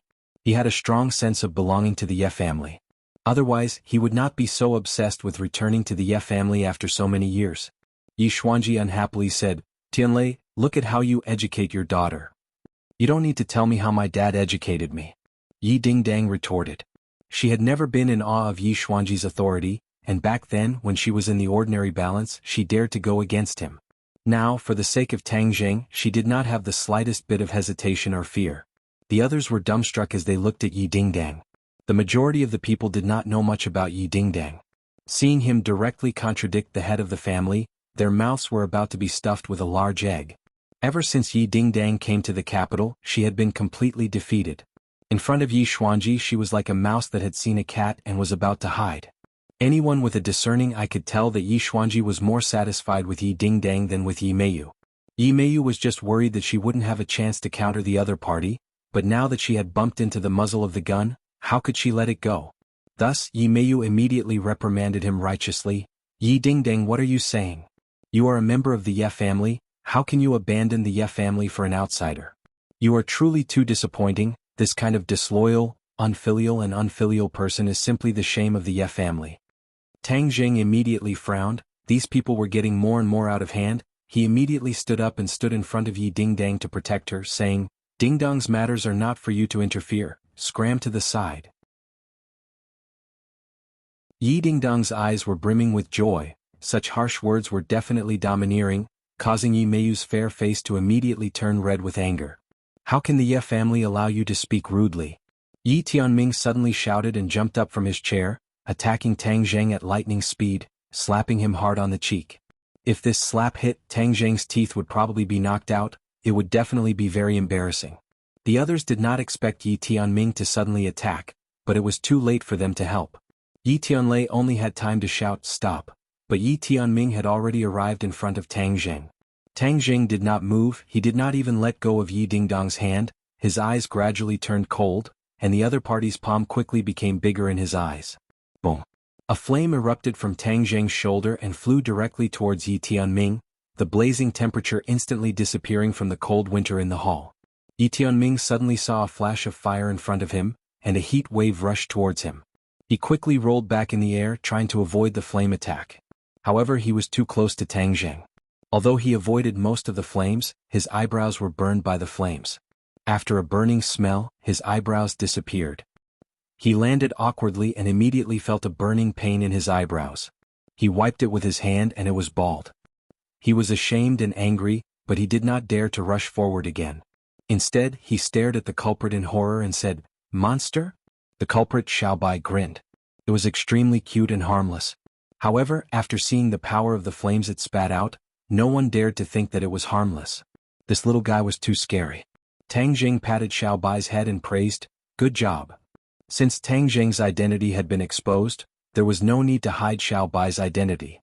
This time he could use Yi Tianming to practice. He caught Yi Tianming off guard and made him embarrassed. Yi Tianming had been pampered since childhood and had never been played and embarrassed like this. He was almost fuming with anger and immediately shouted, "Surround him. He is not allowed to walk out of the Ye family today." A few people immediately rushed out from the crowd and blocked the door of the hall.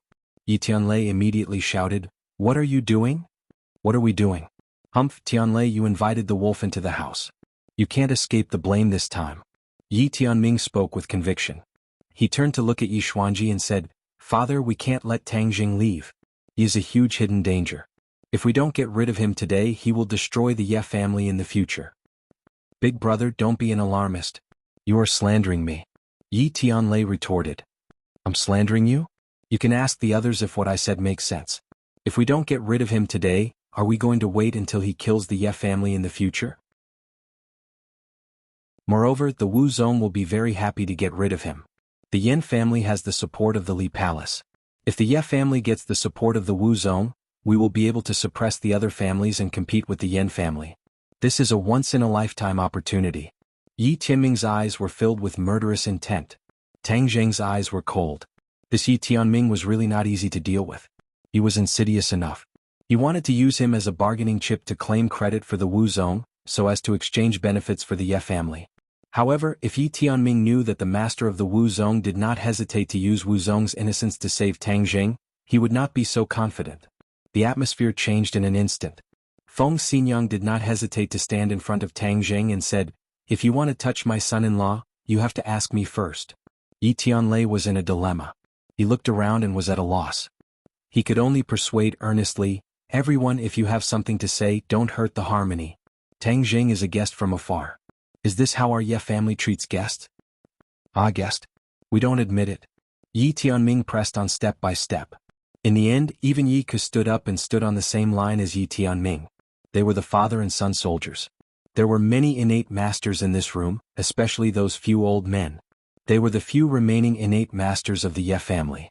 They were the mainstay of the Ye family, except for Yi Xuanji. Yi Tianlei did not think that Tang Jing would be a match for so many people. Even if they joined forces, they would not be a match. Yi Tianlei regretted it. If he had known earlier, he would not have brought Tang Jing to the Ye family. Otherwise, he would not have fallen into such a desperate situation. Yi Tianlei was not reconciled. He looked at Yi Xuanji, who was still sitting calmly, and said, "Father, we can't let these people do whatever they want. This will ruin the reputation of our Ye family. Moreover, Tang Jing has no enmity with our Ye family. Doing this is against morality." Yi Xuanji's face was uncertain. He weighed the pros and cons. Yi Tianming's suggestion was indeed a good idea.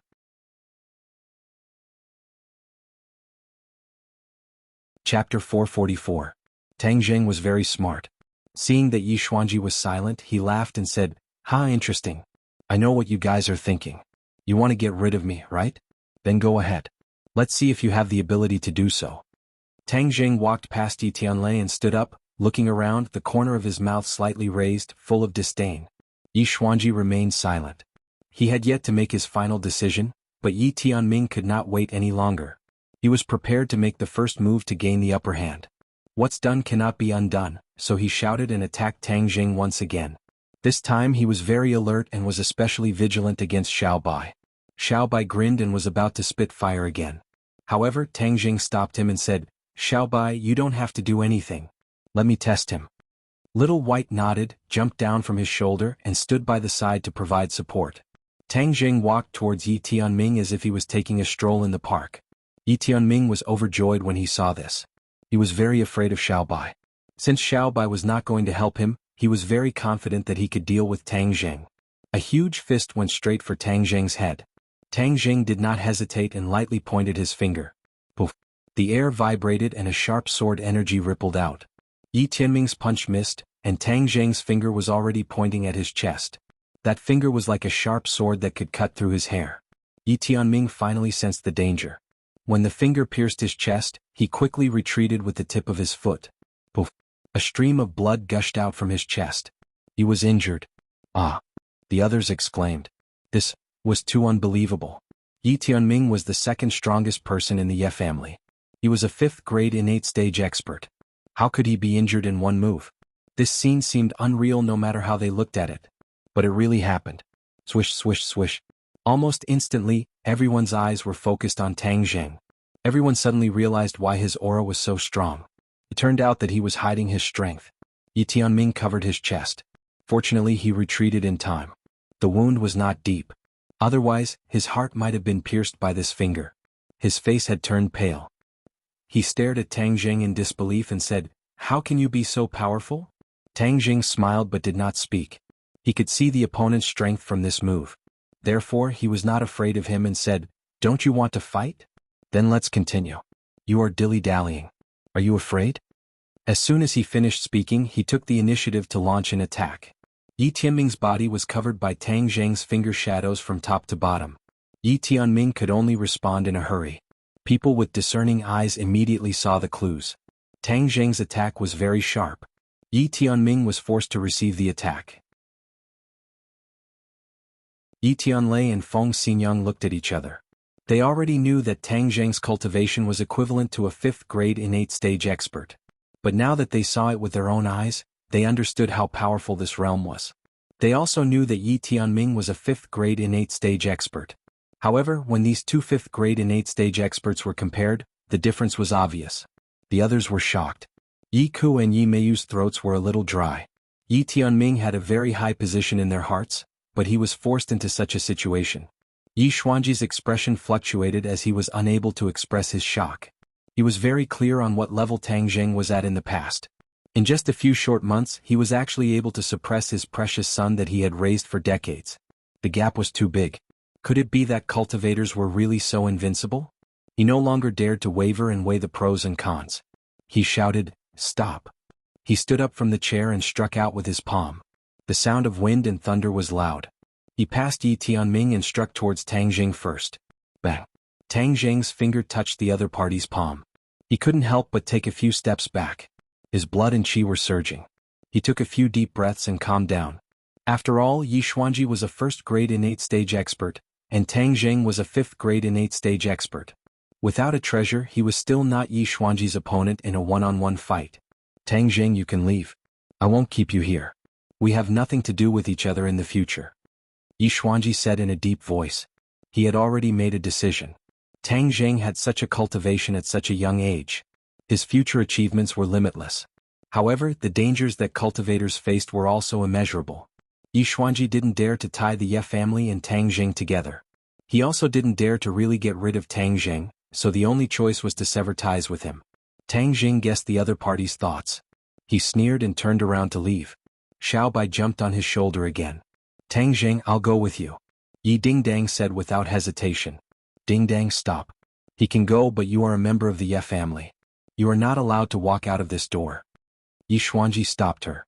"I want to go." Yi Dingdang unhesitatingly held onto Tang Jing's hand as she pouted her lips. Yi Xuanji's expression became more and more ugly. He couldn't accept that he couldn't control his granddaughter. Seeing that he was about to flip out, Yi Tianlei had an idea. He quickly protected Yi Dingdang and advised, "Dingding, listen to Grandpa. Let Tang Jing leave here first." It was impossible for Yi Tianlei to be like Yi Dingdang and step out of the house without any hesitation. It was not easy for him to return to the Yi clan, so how could he let all his hard work go to waste? However, he couldn't let anything happen to Tang Jing and his daughter. So, appeasing Yi Xuanji's anger was the most appropriate thing to do. "I won't. Since this family doesn't welcome Tang Jing, then there's no need for me to stay." Yi Dingdang didn't compromise.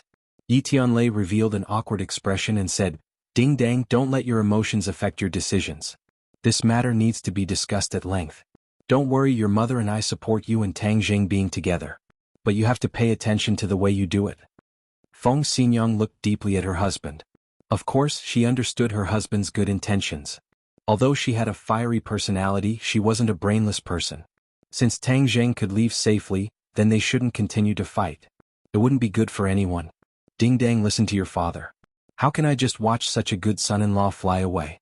Don't worry, we'll take care of everything. Let Tang Jing leave first." Feng Xinyang persuaded. Yi Dingdang bit her lips and remained unmoved.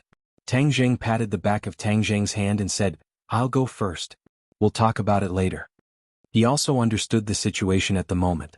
If Yi Dingdang insisted on doing things her own way, it would put her parents in a bad situation. Yi Tianming would definitely be happy to see it happen. He wouldn't do things that would hurt his relatives and make his enemies happy. Seeing that Tang Jing had spoken, Yi Dingdang looked at her parents' eager eyes. She finally lowered her head and said, "Then? Okay, I'll go to school to find you tomorrow." After Tang Jing left, the hall boiled up from the silence. It was like a market. Many people seemed to wake up from a dream and blamed Yi Tianlei's family of three. Yi Tianming had a cold smile on his face. Just now he didn't defeat Tang Jing. Instead, he was forced to retreat step by step, which greatly damaged his image. He had to get back at Yi Tianming. Yi Tianming became more vigilant towards his brother who had been separated from him for more than 10 years. This strong competitor for the position of the head of the family must be kicked out as soon as possible. Otherwise, there would be endless troubles. Yi Xuanji watched Tang Jing's figure disappear from his sight from afar. Then he retracted his gaze and glanced at the crowd. He said, "Shut up. Don't you think it's embarrassing enough?" Everyone immediately kept quiet and looked at Yi Xuanji timidly. Yi Xuanji said, "No one is allowed to spread what happened today. In addition, announce to the outside world that the Ye family and Tang Jing have nothing to do with each other anymore." Everyone nodded in agreement. "Father, Tianlei didn't care about the safety of the Ye family in this matter. This kind of reckless approach will harm everyone. This kind of thing should be stopped." Yi Tianming said sternly. "This matter ends here. No one is allowed to mention it again." Yi Xuanji didn't support Yi Tianming. Instead, he gave the order resolutely. Yi Tianming swallowed back the words in his stomach and nodded resentfully. The crowd dispersed. Yi Tianlei and his family returned to the house. Yi Dingdang immediately complained, "They are burning the bridge after crossing the river." When they needed Tang Zheng, they tried their best to rope him in. Now that they found out that Tang Zheng is a cultivator, they cut off all ties with him. This kind of approach is too disgusting. Should Dingdang lower your voice? The walls have ears. Yi Tianlei persuaded. Yi Dingdang was unmoved. She said, "So what if they heard? What am I afraid of? If you didn't stop me just now, I would have left directly." Dingdang, do you think it's that easy? Do you think the old man will let you leave the Ye family in front of so many people? If that's the case, the Ye family will lose face. The old man will definitely fight with Tang Zheng. At that time, the one who will suffer will be Tang Zheng. Feng Xinyang said earnestly. They didn't know that Tang Zheng was able to escape unscathed from Long Xinyuan. Otherwise they wouldn't be so worried. Yi Dingdang's eyes lit up. She suddenly understood. You mean to say that we should let Tang Zheng leave first and ensure his safety before we leave? Hehe, it won't be that easy to leave. The Ye family is not a place where people can come and go as they please. Feng Xinyang said.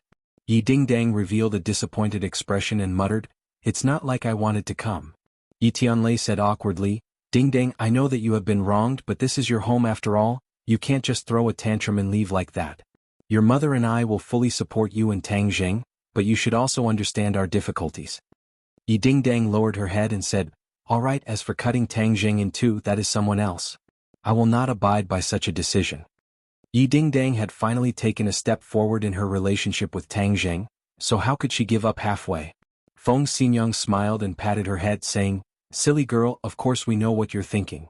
On the other side, Yi Tianming was flustered and exasperated as he broke a teacup and growled, "This Tang Zheng definitely cannot stay in this world, he will become our stumbling block." Yi Ku and Yi Meiyu nodded. "Dad, then what should we do now?" Didn't he boast shamelessly that he had captured a martial sect's captive? If this news gets out, there will definitely be people interested in him, especially the people from the martial sect. Let's see how he deals with it. Yi Tianming sneered.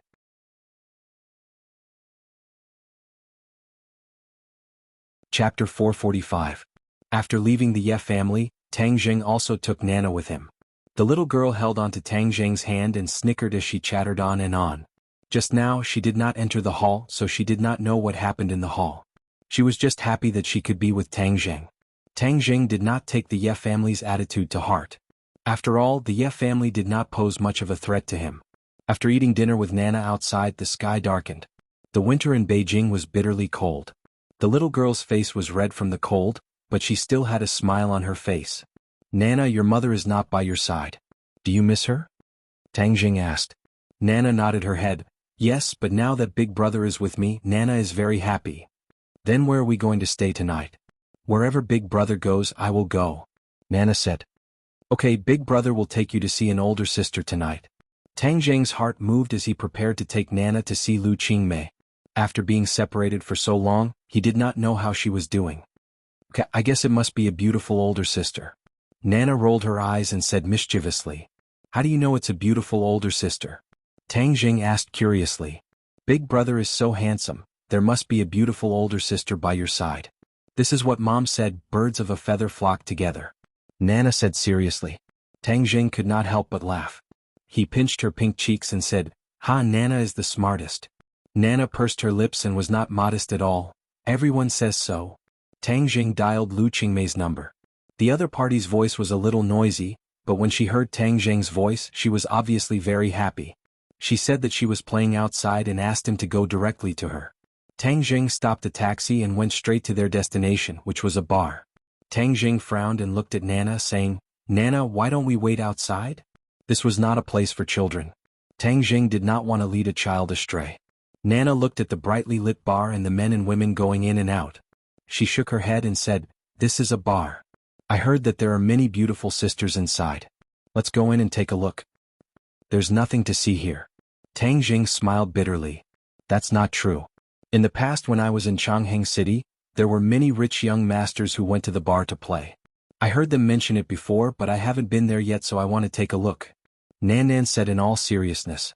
The little girl seemed to be filled with curiosity towards everything. Looking at her hopeful eyes, Tang Zheng softened.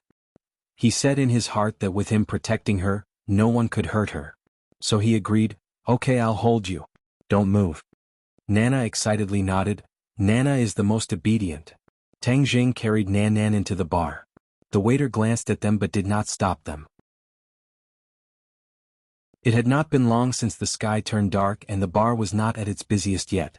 Even though the music was a bit noisy, it was not unbearable. Nanan's eyes were wide open as she turned her little head and kept looking around. She was really like a curious baby. At this moment there were not many customers.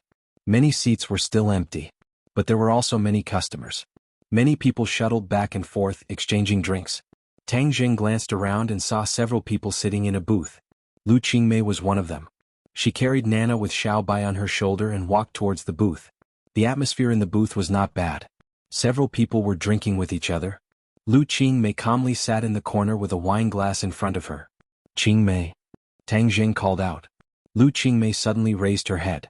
Her face blossomed with joy as she said, "You came." When the others saw this, they curiously put down their wine glasses. They looked at Lu Qingmei's expression and Tang Jing's sudden appearance. Qingmei, who is this handsome guy? You're so happy just because he came? He can't be your boyfriend, right? Seeing Lu Qingmei's face blossoming with a smile, one person could not help but ask. "Hello everyone, my name is Tang Jing." Tang Jing politely introduced himself. He still did not know who these people were. "Oh, this handsome guy is very young. Could he really be Qingmei's boyfriend?" Someone asked. Lu Qingmei's face revealed a trace of embarrassment. Tang Jing faintly smiled and naturally said, "Yes." "Wah, Qingmei, you're too much. You actually have a boyfriend. You're taken. I don't know how many boys' hearts are about to break." Someone loudly said in an exaggerated manner. "Yeah, look at their faces. AI, it really is a beauty that attracts people. Qingmei hasn't been in our company for long and she's already been targeted by you guys." Several boys bitterly smiled, but no one answered. Instead they stared at Tang Jing. Although Tang Jing's appearance was slightly immature, his aura was calm and not frivolous. This made people not dare to underestimate him. Tang Jing suddenly realized that these people were Lu Qingmei's colleagues. When he went to Dianan, she was still looking for a job. It seemed that she had found one now. This must be a department party.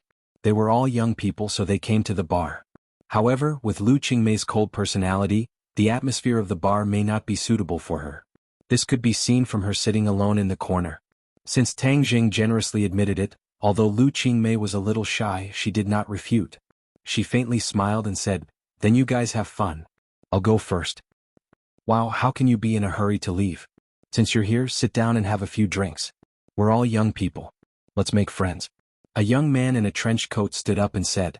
Lu Qingmei hesitated and looked at Tang Jing. Tang Jing slightly smiled.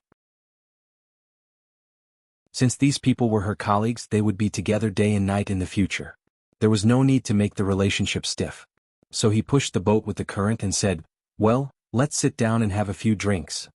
"Hey, who is this little sister? Qingmei, is she your daughter?" Someone asked. Lu Qingmei made a big red face and said, "No, how can I have a daughter?" Tang Jing remained calm and collected. He glanced at the audience. There were 5 women and 5 men, but the quality of the 5 women was uneven. Moreover, there was obvious jealousy in the words of several women. Because Lu Qingmei was much more beautiful than them. A company suddenly had such a beautiful new colleague, naturally they did not like it. Nana heard this, raised her pink face and said, "Sister Qingmei is the most beautiful here. I would also like to be her daughter." Children's words carried no harm. Nana only spoke her truest thoughts. But in an instant the other women's faces did not look good. They coldly said, "This really is a superficial society. Not only men but even children are so snobbish. I really don't know how her parents taught her. Yeah, watching her grow up. What will happen when this kind of brat grows up?" Someone agreed. The several women had clearly formed an alliance and were united against a common enemy. Nana did not know what to do. She felt wronged and said, "I'm not a brat. Mommy said to be a good baby. Nana is a good baby." The little girl pouted. She felt so wrong that her eyes turned red. Lu Qingmei's face became even colder. She said, "She's still a child. As adults, is it appropriate for you to say this?" "Che, she praised you. Of course you're happy. Maybe you purposely told her to say this behind our backs to make us lose face. We're not as beautiful as you, but there's no need to humiliate people like this." "I didn't call her." Lu Qingmei denied. "Who knows? Anyway, we can't see," the few people said. Seeing this, the man in the trench coat quickly tried to smooth things over. He advised, "Everyone calm down. We're all colleagues in the same company. We'll see each other often. Everyone should be united and friendly. A woman smiled charmingly and said, President Chen, we're not stirring up trouble. Everyone knows that colleagues should help each other. That's why we organized this gathering. Who would have thought that Lu Qingmei would call a child to say such hurtful words? I already said that I didn't teach her to say this. Lu Qingmei corrected her again.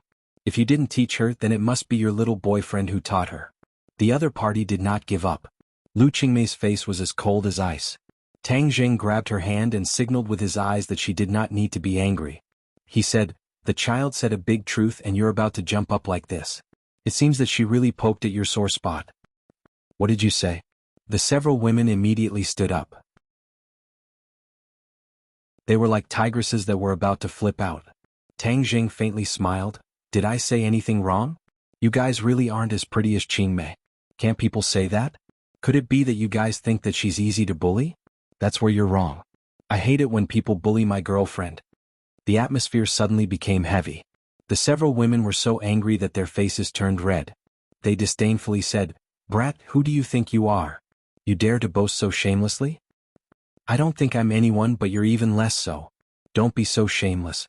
We're all colleagues. Is there a need for you guys to gang up on Qingmei like this?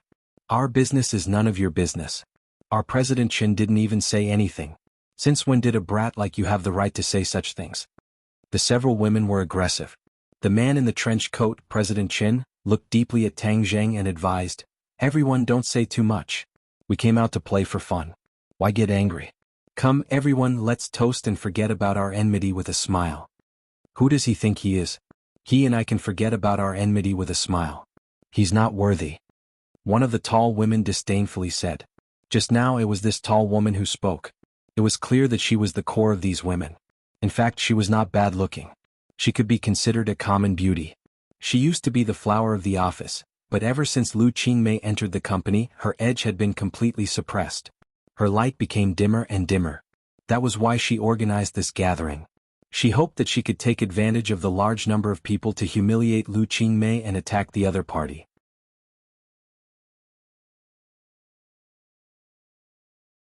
Chapter 446. When Tang Jing heard this, his face wasn't as cold as ice. Instead, he laughed mockingly. His opponent was too weak and he had no interest in being entangled with her. However, he couldn't ignore her. This kind of woman needed to be taught a lesson. The weaker you were, the more energetic she would be. In the future, it would be harder for Lu Qingmei to survive in the company. Tang Jing, let's go. Ignore her.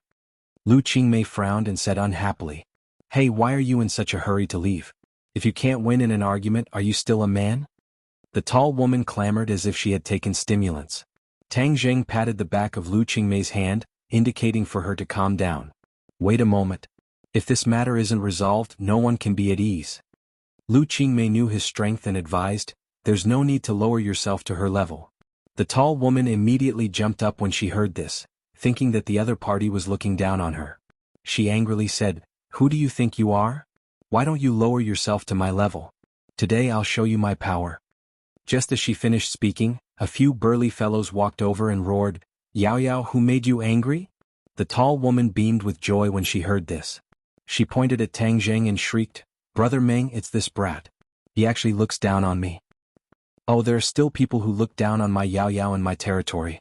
Hee hee, you must be tired of living. While they were talking, a few strong men had already surrounded the entrance to the booth and were eyeing them like tigers eyeing their prey. The people in the booth were frightened and looked at them in alarm. Chief Chen smiled and said, Everyone, this is just a joke. Please don't mind it. The tall woman said arrogantly, Brother Meng, this is our company's Chief Chen.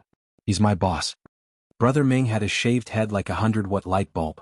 His face was fierce and there were tattoos on his neck. Brother Meng nodded at Chief Chen and said with a fake smile, Chief Chen, Yao Yao is working under you, so you have to take care of her. If anyone dares to bully her and make her unhappy, then I will also make that person unhappy. Do you understand? Director Chen smiled awkwardly and hurriedly nodded in agreement. In an instant, many people in the booth looked at the tall woman in horror. Some even smiled at her. Many people were glad that they didn't offend her. It turned out that she had a background in the underworld. The tall woman raised her nose to the sky and said arrogantly, President Chen is usually very good to me. It's just that some people are blind. As he spoke, he deliberately glanced at Lu Qingmei, not concealing the smugness in his eyes. Meng Ren's face darkened as he asked, "Which idiot is it? I'll teach him a lesson." His gaze turned and immediately locked onto Tang Zheng and Lu Qingmei. Especially when he saw Lu Qingmei, his eyes flashed with intense lust. There's still a beauty here. Could it be that this beauty made Yao Yao unhappy? Meng Ren licked his lips and said with a fake smile, "Brother Meng, this beauty is already taken. Look at the little brat beside her. He's her boyfriend." The tall woman curled her lips and said.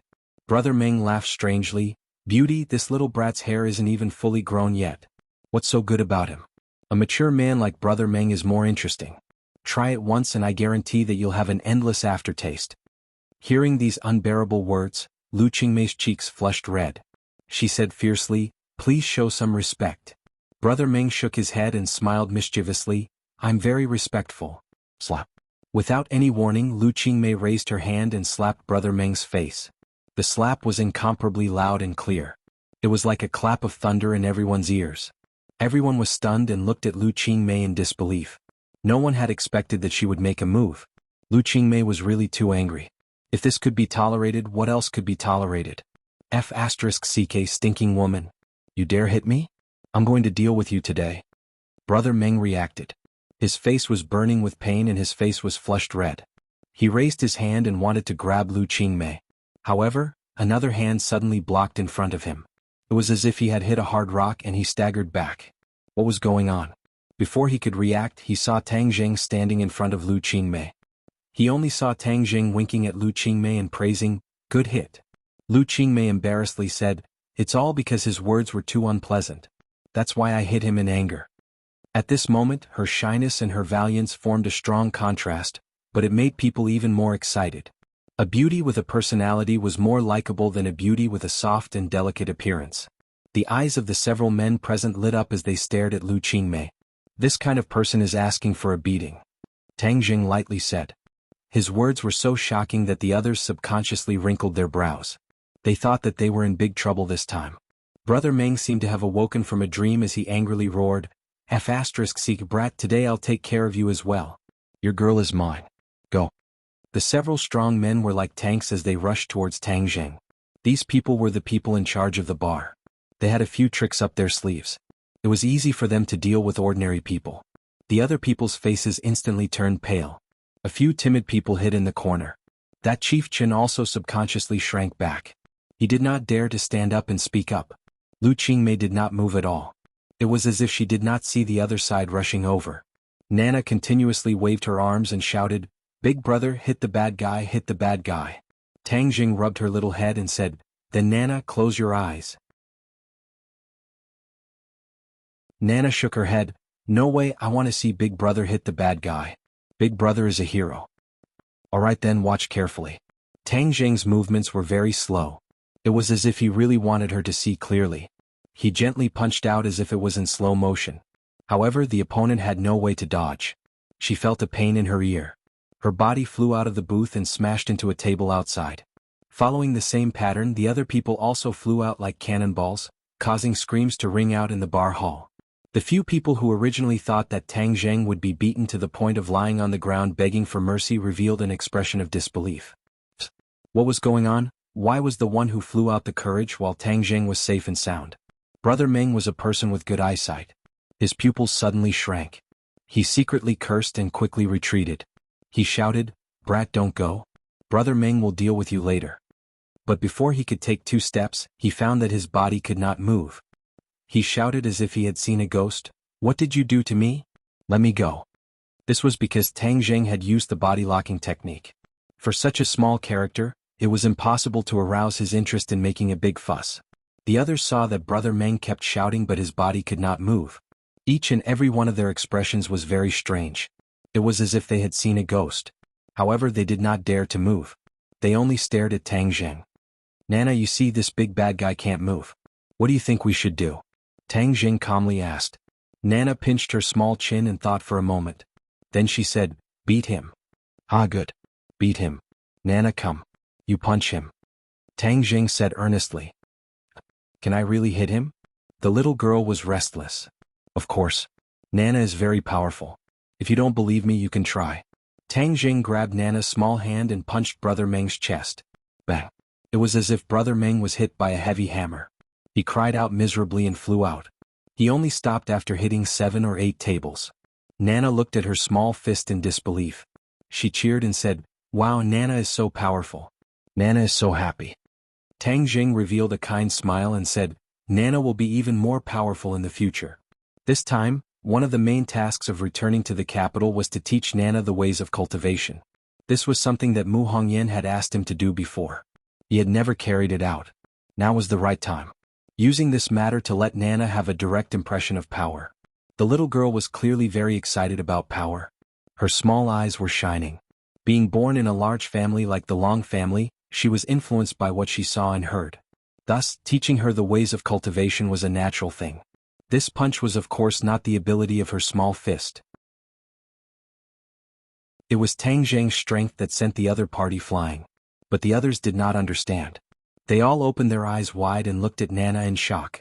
This was completely beyond their imagination. Tang Jing turned around and looked at the tall girl. The tall girl was so scared that her whole body trembled. She quickly hid in the booth and said timidly, What do you want to do? I'm telling you, don't act recklessly. I'm a woman. What kind of man is hitting a woman? I've never been gentle to bad women." Tang Jing smiled as he walked over and grabbed the tall girl's hair. Let go of me, let go of me." The tall girl turned pale with fright and screamed. She kept struggling but to no avail. When the others saw this, no one dared to stop him. That Chief Qin even took the opportunity to hide behind the others. Just now he looked down on Tang Jing. But now he no longer had the courage to stand up for him. "Since you keep calling him Brother Meng so affectionately, then you should go accompany him." Tang Jing casually threw the tall woman out and she also flew out. Brother Meng struggled on the ground for a long time before finally getting up. But then he saw a person flying over and fiercely smashing into him. He could not help but scream and lay on the ground again. The tall girl turned pale with fright and screamed. Her hair was disheveled, but Tang Jing was merciful and did not hurt her. Tang Jing stared at the others and said, "Qingmei is my girlfriend. I'm very protective of her. If someone dares to deliberately make things difficult for my girlfriend, I will be very angry. I guarantee that he will regret it." I wouldn't dare. Lu Qingmei works hard and is the focus of the company's training. That Chief Qin originally had some thoughts about Lu Qingmei, but at this moment he didn't have the slightest bit of thought. Although he had some power in the company, he obviously didn't have any confidence in front of Tang Jing. "Very good." Tang Jing nodded approvingly. He pulled Qingmei and said, "Qingmei, let's go home." Lu Qingmei seemed to wake up from a dream. She walked out of the booth with a sweet smile on her face and walked towards the door.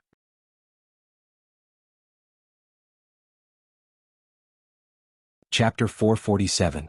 When this roar sounded, everyone subconsciously stopped what they were doing and looked towards the door. They saw 20 or so fierce people rushing in, and the person in the lead had a scar that ran from the left side of his face to the right. It was especially ferocious and terrifying. "Brother Scar is here. This kid is going to suffer a big loss. Yeah, he dares to cause trouble in Brother Scar's place. He must have eaten a leopard's guts." Some people whispered, but no one walked away. Instead, they opened their eyes wide and prepared to watch a good show. The several colleagues in the booth also seemed to have suddenly drunk stimulants.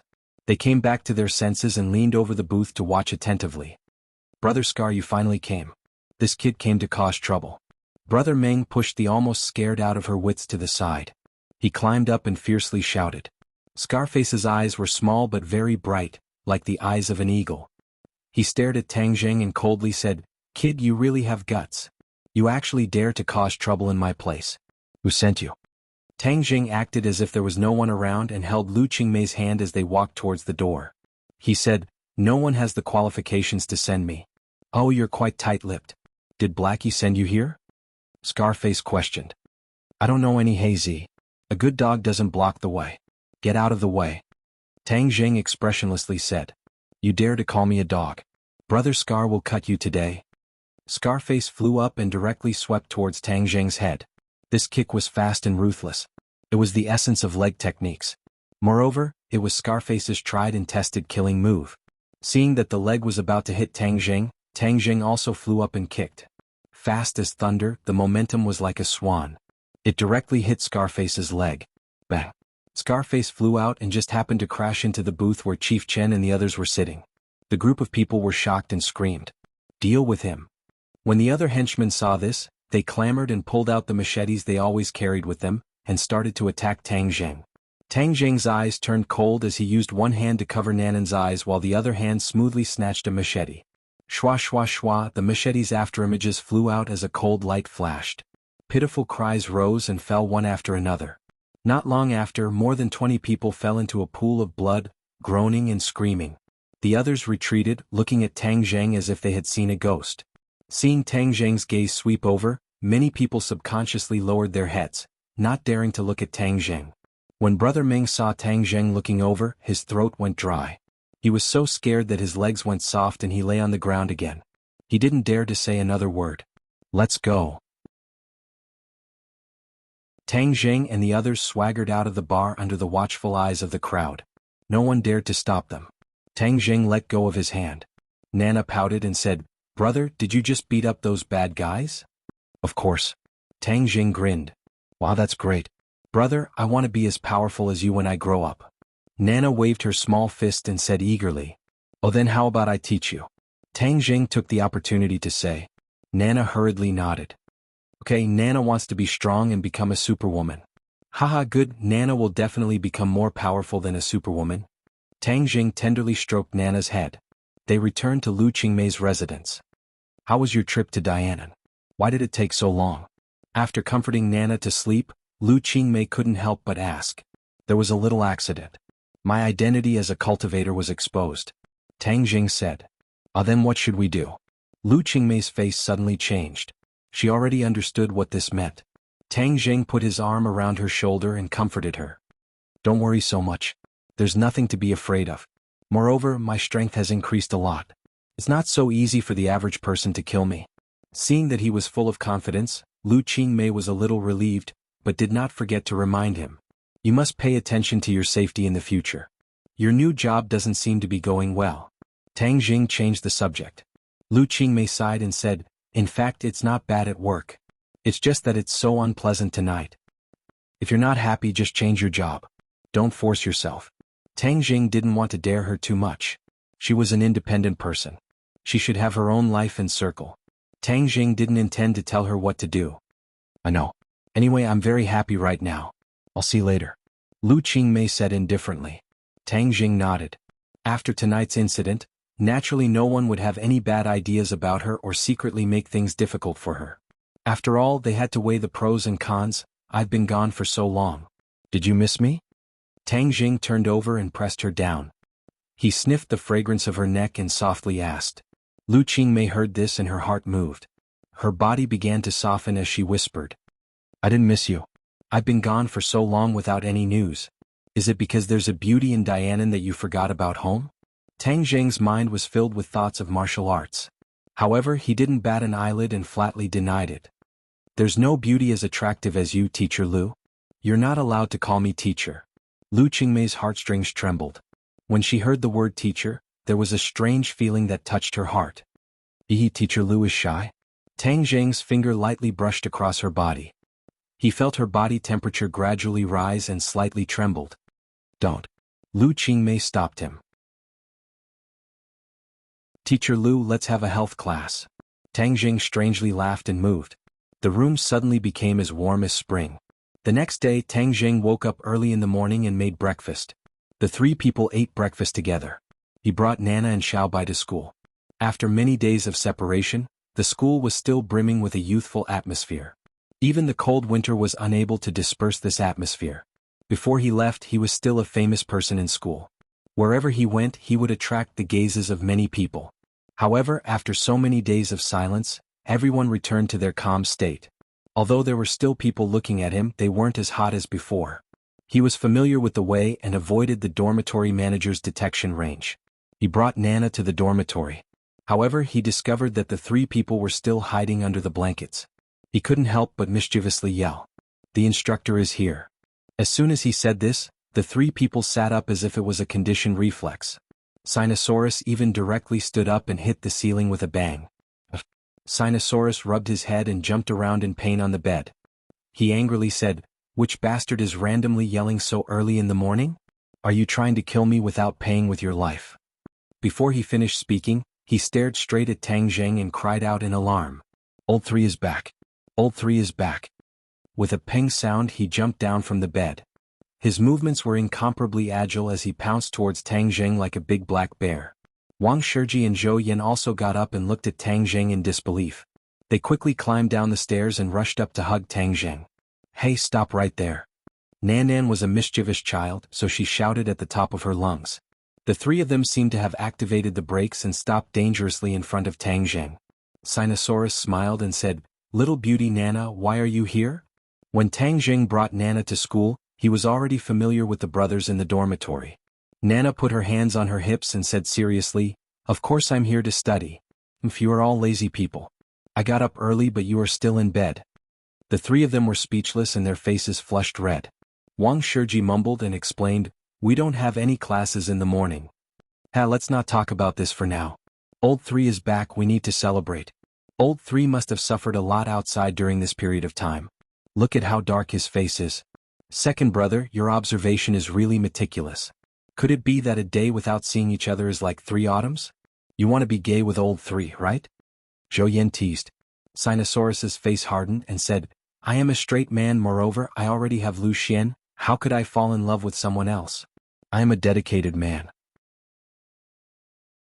Tang Zheng's eyes lit up and teased, "Yo, second brother, your progress is quite fast. You took down Lu Xian so quickly?" Back then, during the dormitory friendship of 502 in Yi Ding Dang, Sinosaurus had already taken a fancy to Lu Xian. Who would have thought that during the period of time when Tang Zheng was away, the two of them would actually achieve a positive result? Sinosaurus scratched his head and said, "Of course, don't you see who I am? Although I'm not as popular as third brother, I'm still the second most popular person in our dormitory. Fourth brother was chased by Li Fangfei, and Lu Xian was chased by you. As for third brother, you're even less of a match for him. Who knows how many beauties he has?" Wang Shiji mercilessly took over his bottom line. Sinosaurus was not angry and said embarrassedly, "Boss, you don't have a goal yet. I'm someone who has already gained something, you don't have the qualifications to laugh at me. I plan to study hard in university and then find a good job after graduation. I don't want to waste my time in a relationship." Wang Shiji said seriously, "Moreover, the cost of a relationship is so high, I can't afford it. TSK, you can spend less money in a relationship. Whenever you like a girl, our dormitory will mobilize everyone to help you take her down." Sinosaurus patted his chest and said. Tang Zheng laughed and looked at Zhou Yan. Zhou Yan's family background was not ordinary, and even until now, Tang Zheng still had not figured out his background, but Li Fangfei's eyes were fiery gold and actually chased after him. However, it seemed that Li Fangfei did not succeed. 3, where have you been all this time? Professor Qi also came back, but you disappeared without a trace. We went to ask him, but he stammered. We thought something bad had happened. Zhou Yan asked with concern. I'm fine. I was just delayed by some things. Is Professor Qi alright? Sigh, let's not talk about it anymore. When Professor Qi came back, it was as if he had changed into a different person. Furthermore, his classes are being replaced by other teachers. I wonder what he's busy with right now. Right now, this teacher's lecture is not interesting at all. It's far worse than Professor Qi's. Sinosaurus muttered. Wang Shiji nodded in agreement with a serious expression.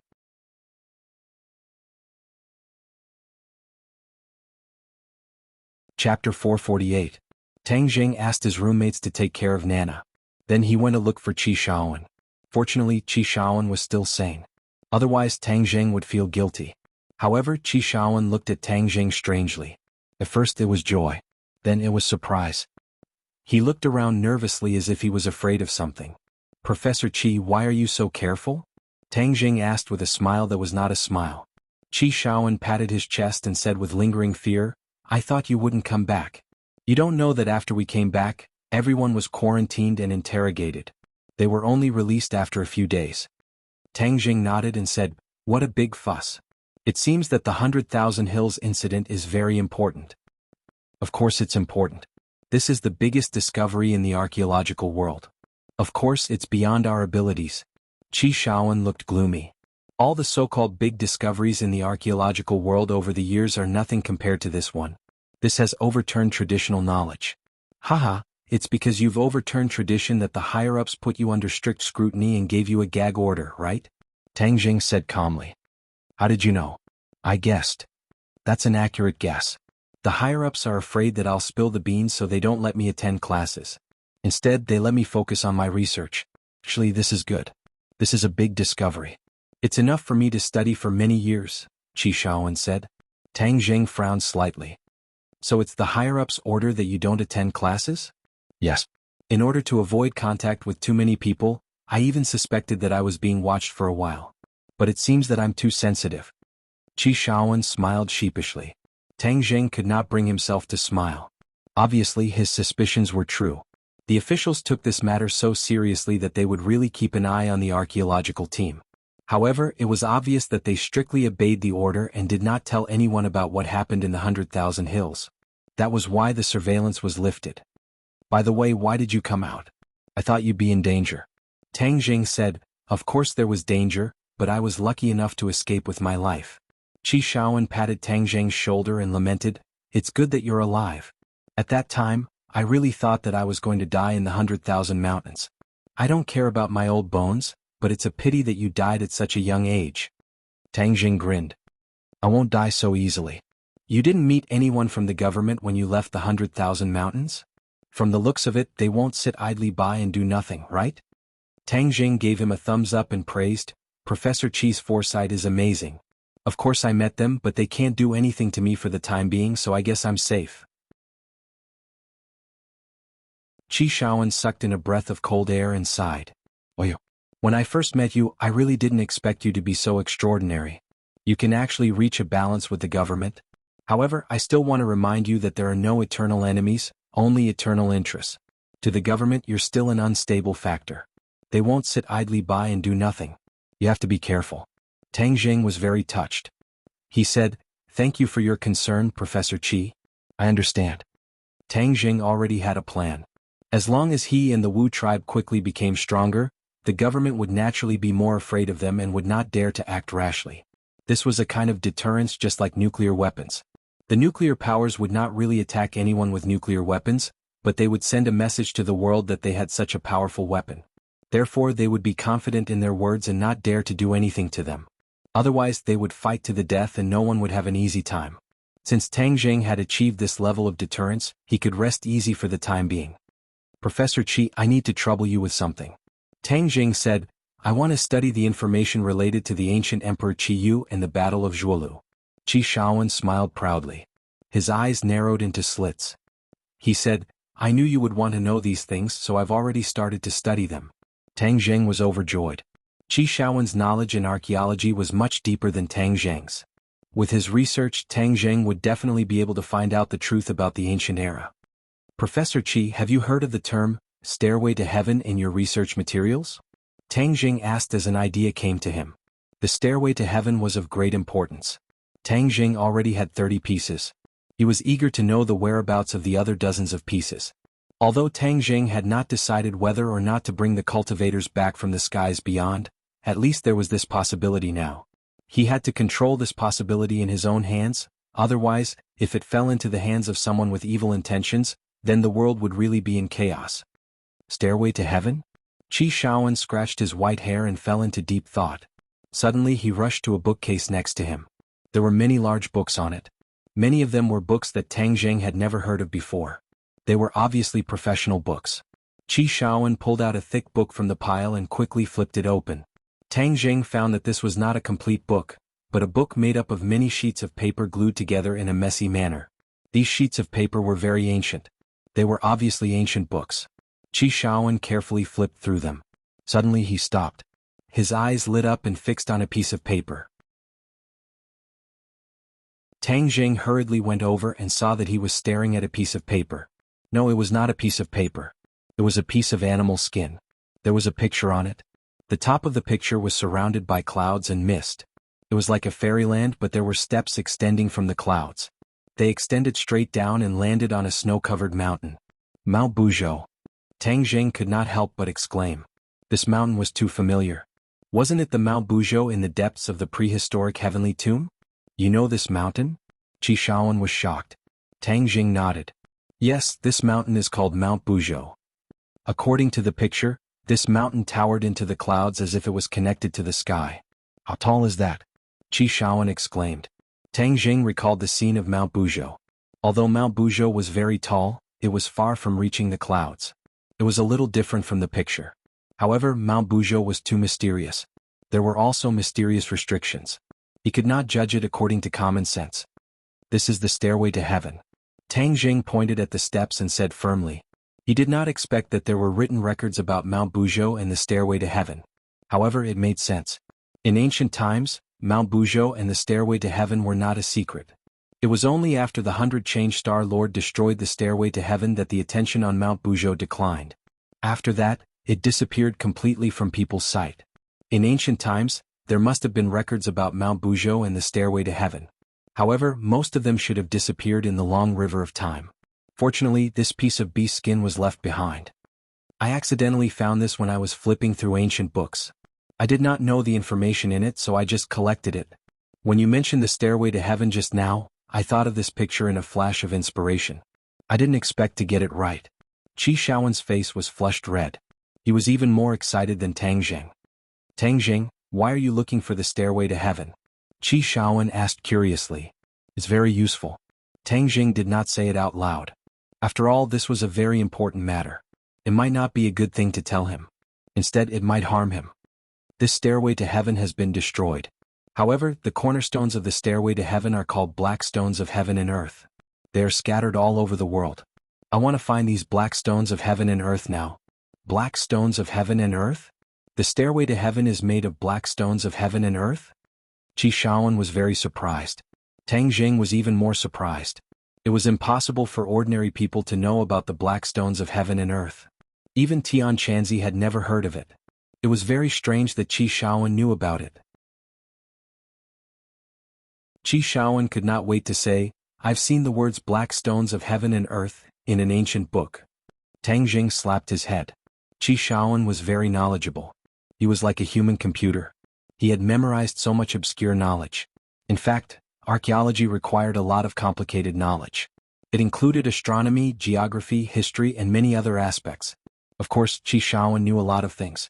This is a book that introduces the majestic imperial city in the capital city. It introduces the black stones of heaven and earth.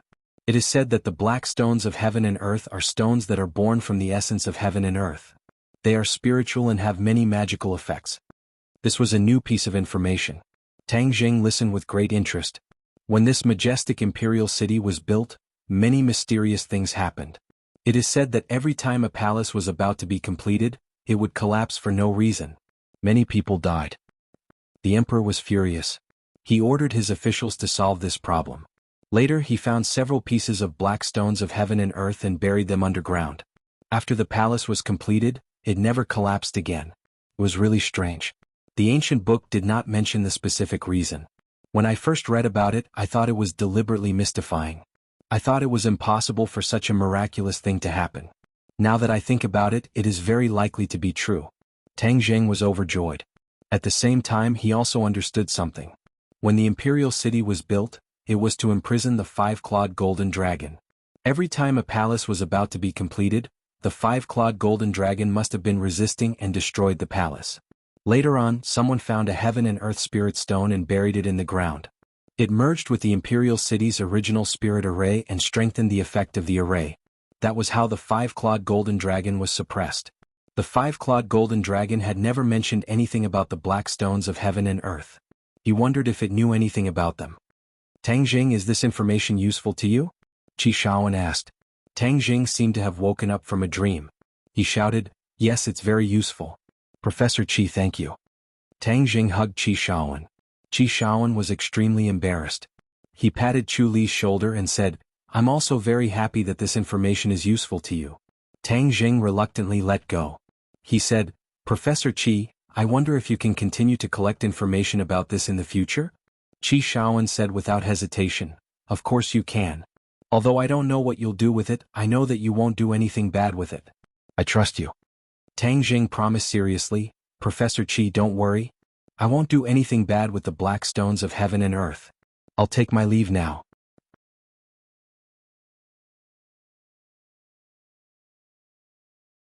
Chapter 449.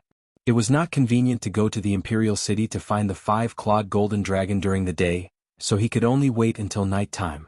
In addition, 502 had prepared a welcoming dinner for him, so he had no choice but to attend. The location of this gathering was not far from the school. When Tang Jing arrived, the others had already arrived.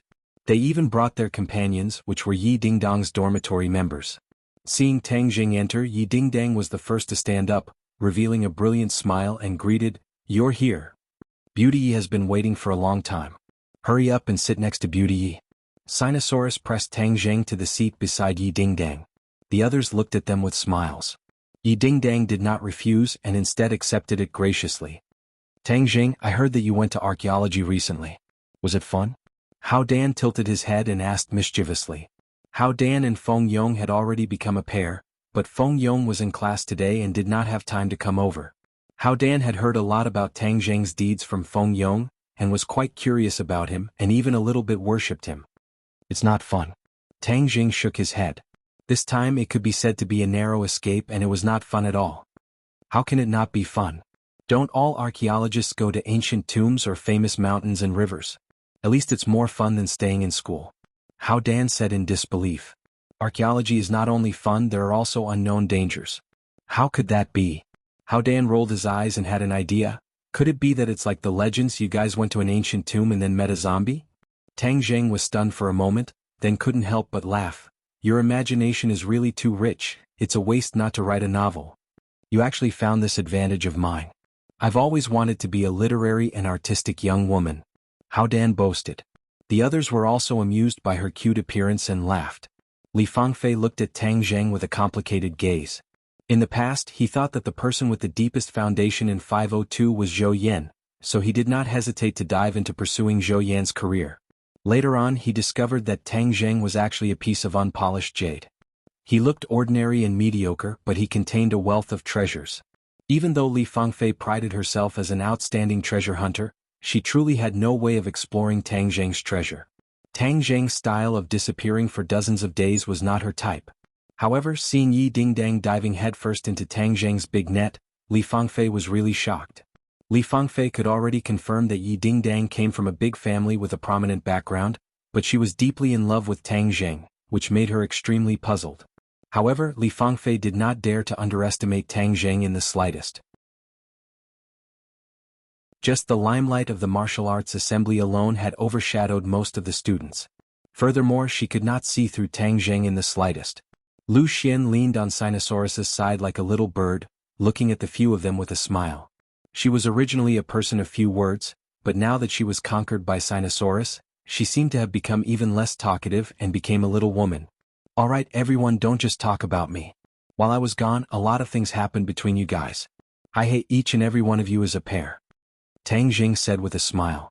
"Could it be that only you are allowed to set the fire and we are not allowed to light the lamp? This is called charm, do you know?" Sinosaurus laughed and boasted. "You still dare to talk about charm? If you didn't pester us, would you be able to chase after our Lu Xian?" Li Fangfei teased. "Lu Xian was moved by my sincerity.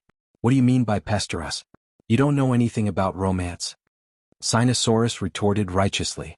Lu Xian rolled her eyes and pouted. "You're just pestering us and you don't allow others to talk about it." Sinosaurus chuckled and added, "Hee hee, if you say so, then so be it. I'll listen to you." "Yo, you're already following your wife's tune so quickly. Second bro, I think you'll definitely be a henpecked husband in the future." Wang Shiji teased. Sinosaurus replied disapprovingly, "What henpecked husband? This is called being lovey-dovey. A bachelor like you won't understand." Tang Jing waved his hand and said, "Alright, there are children here. You guys don't have to be lovey-dovey. Let's eat and drink." "That's right, Nana is hungry. Let's eat." Nana held onto her stomach and stared at the table full of dishes with her eyes shining. "Let's eat." The atmosphere warmed up and they toasted each other. Sinosaurus told a few jokes, and the atmosphere at the table became more lively. "Did they make things difficult for you when I left yesterday?" Tang Jing whispered to Yi Dingdang. "No, I ignored their words. What's the use of making things difficult for me?" Yi Dingdang said indifferently. "I didn't have time to say it yesterday. I found that Yi Tianming came with ill intentions. He seemed to have bad intentions towards your family." Tang Jing reminded. Yi Dingdang curled her lips and said, Everyone knows Sima Zhao's intentions. It's not that easy for him to deal with our family. Don't think that so many people are standing on his side. Not all of them are dead set on him. Those people are fence-sitters. Oh, that is to say, as long as your father sits firmly on the throne of the Ye family, those people will naturally side with your father? Of course, but I'm not interested in those people. It doesn't matter if there's one more or one less. Tang Jing pondered for a moment and said, remind your father to be careful. He is too honest, but Yi Tianming is not. Be careful of his dirty tricks and deepen Yi Xuanji's prejudice against your father. If that happens, the position of the patriarch may be taken away. Although I don't know why your father was expelled from the Ye family, I'm guessing that it has something to do with Yi Tianming. Yi Dingdang raised her eyebrows and said, I'll tell him. But with my temper, there's no point in staying in the Ye family. It's best to just leave. Tang Jing shook his head. That won't do. That will make things easy for Yi Tianming. I think Yi Xuanji wants your father to compete with Yi Tianming. It's still unknown who will be in charge of the Ye family in the future. At this crucial moment, we can't relax and give the other party a chance. Yi Dingdang glared at him and said, you men are all obsessed with power. Tang Jing smiled embarrassedly. Even if we don't like it, we can't let the enemy take advantage of it. Moreover, your father is a member of the Ye family. If he is in charge of the Ye family, it will be a good thing. Alright, I can't win against you. Hey, what are the two of you whispering about? Let's go home and whisper under the covers. Hao Dan saw that the two people's heads were almost close together, and she couldn't help but make fun of them. You and Feng Yong are the ones who are whispering under the covers. Yi Dingdang's face flushed red. Tang Jing coughed and changed the topic. We're done eating. Let's go home. If you want to get a room, go get one. I won't disturb you. Wow, you're talking about yourself, right? The two of you can't wait to get under the covers? Li Fangfei stared at Tang Jing and Yi Dingdang and chuckled. I'm going back to the dormitory. When the lights are off, I'll see who's not back. Then I'll know who went out to get a room. Yi Dingdang countered. It can't be. Absence makes the heart grow fonder. Are the two of you really not going out tonight? Nana finally finished the food in her bowl. She raised her head and said seriously, Brother, let's go back. Otherwise, Sister Lu will definitely be waiting anxiously. Sister Lu?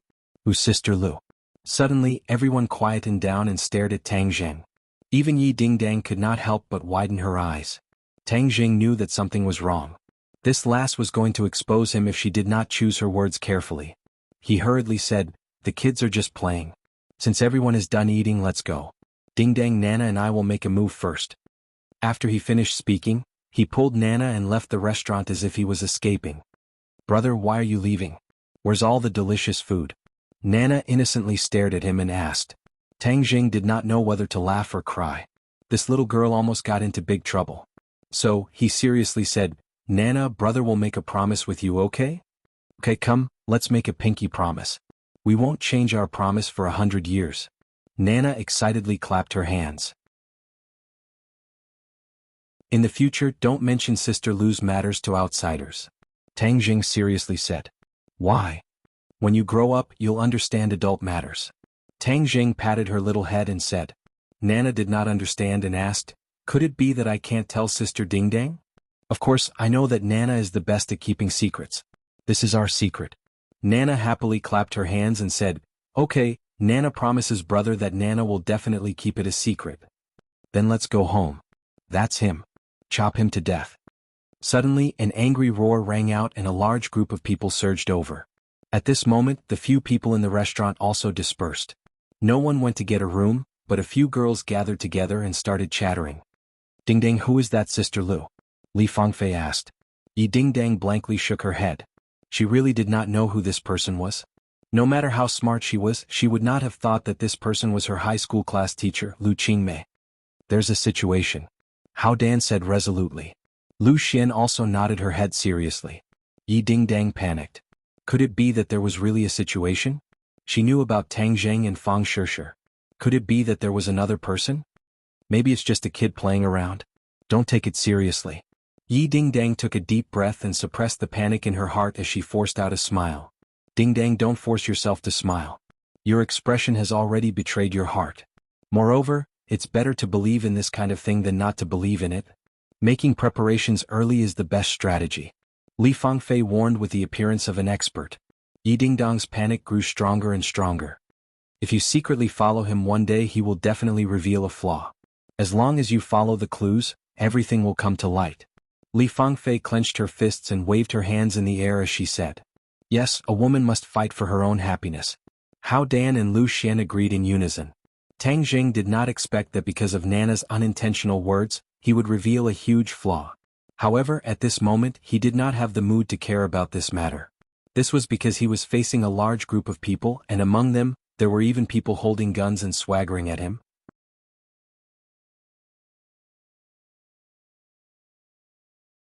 Chapter 450.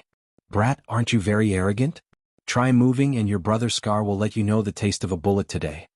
Scarface flaunted his might as he coldly sneered. Tang Zheng looked at these dozens of people without batting an eyelid. Most of them had weapons in their hands, especially a few of them who were holding guns. The threat was not small. Are you born in the year of the dog? You actually found me? Tang Jing asked with a teasing smile. Fuck, you still dare to be arrogant? No one in the capital can escape from your brother Scar's eyes. Scarface proudly boasted. Sigh, this is the first time I've seen someone who can't wait to die.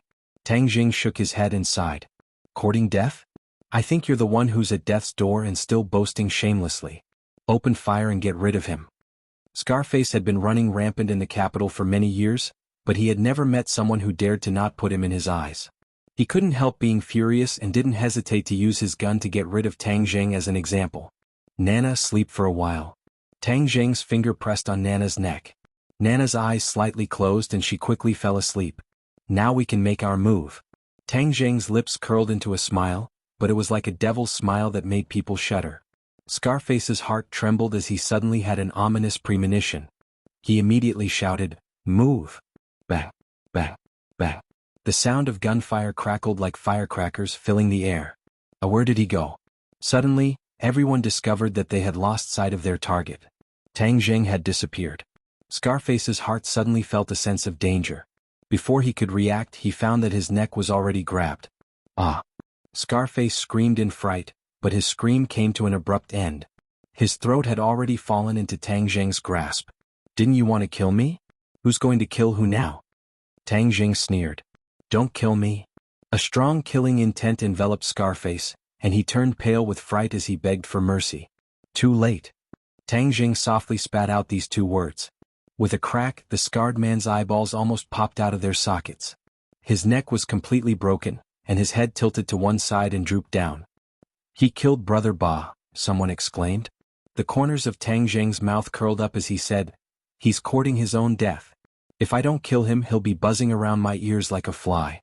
It's so noisy that it's annoying. Tang Jing did not have the energy to deal with these small fries. He might as well get rid of them in one go and save his energy to do other things. However, the others discovered his decisive side, especially his elusive skills, which made them tremble in fear. The henchmen next to him scattered in all directions. Tang Jing swept his eyes over the crowd and murderously said, Whoever dares to disturb me again will end up like him. He loosened his grip and Scarface's corpse fell to the ground with a loud bang, deeply shocking their hearts. Tang Jing hugged Nana and left with large strides. The others looked at each other in dismay, but no one dared to stop him. The news of Scarface's death quickly spread. Brother Meng was so scared that he almost fell to the ground. After a brief moment of shock, his eyes lit up and he suddenly laughed wildly. The heavens are helping me. I've been working under Brother Ba for so many years and I've never been able to rise up. Now that Brother Ba is dead, the territory and influence he left behind will be mine.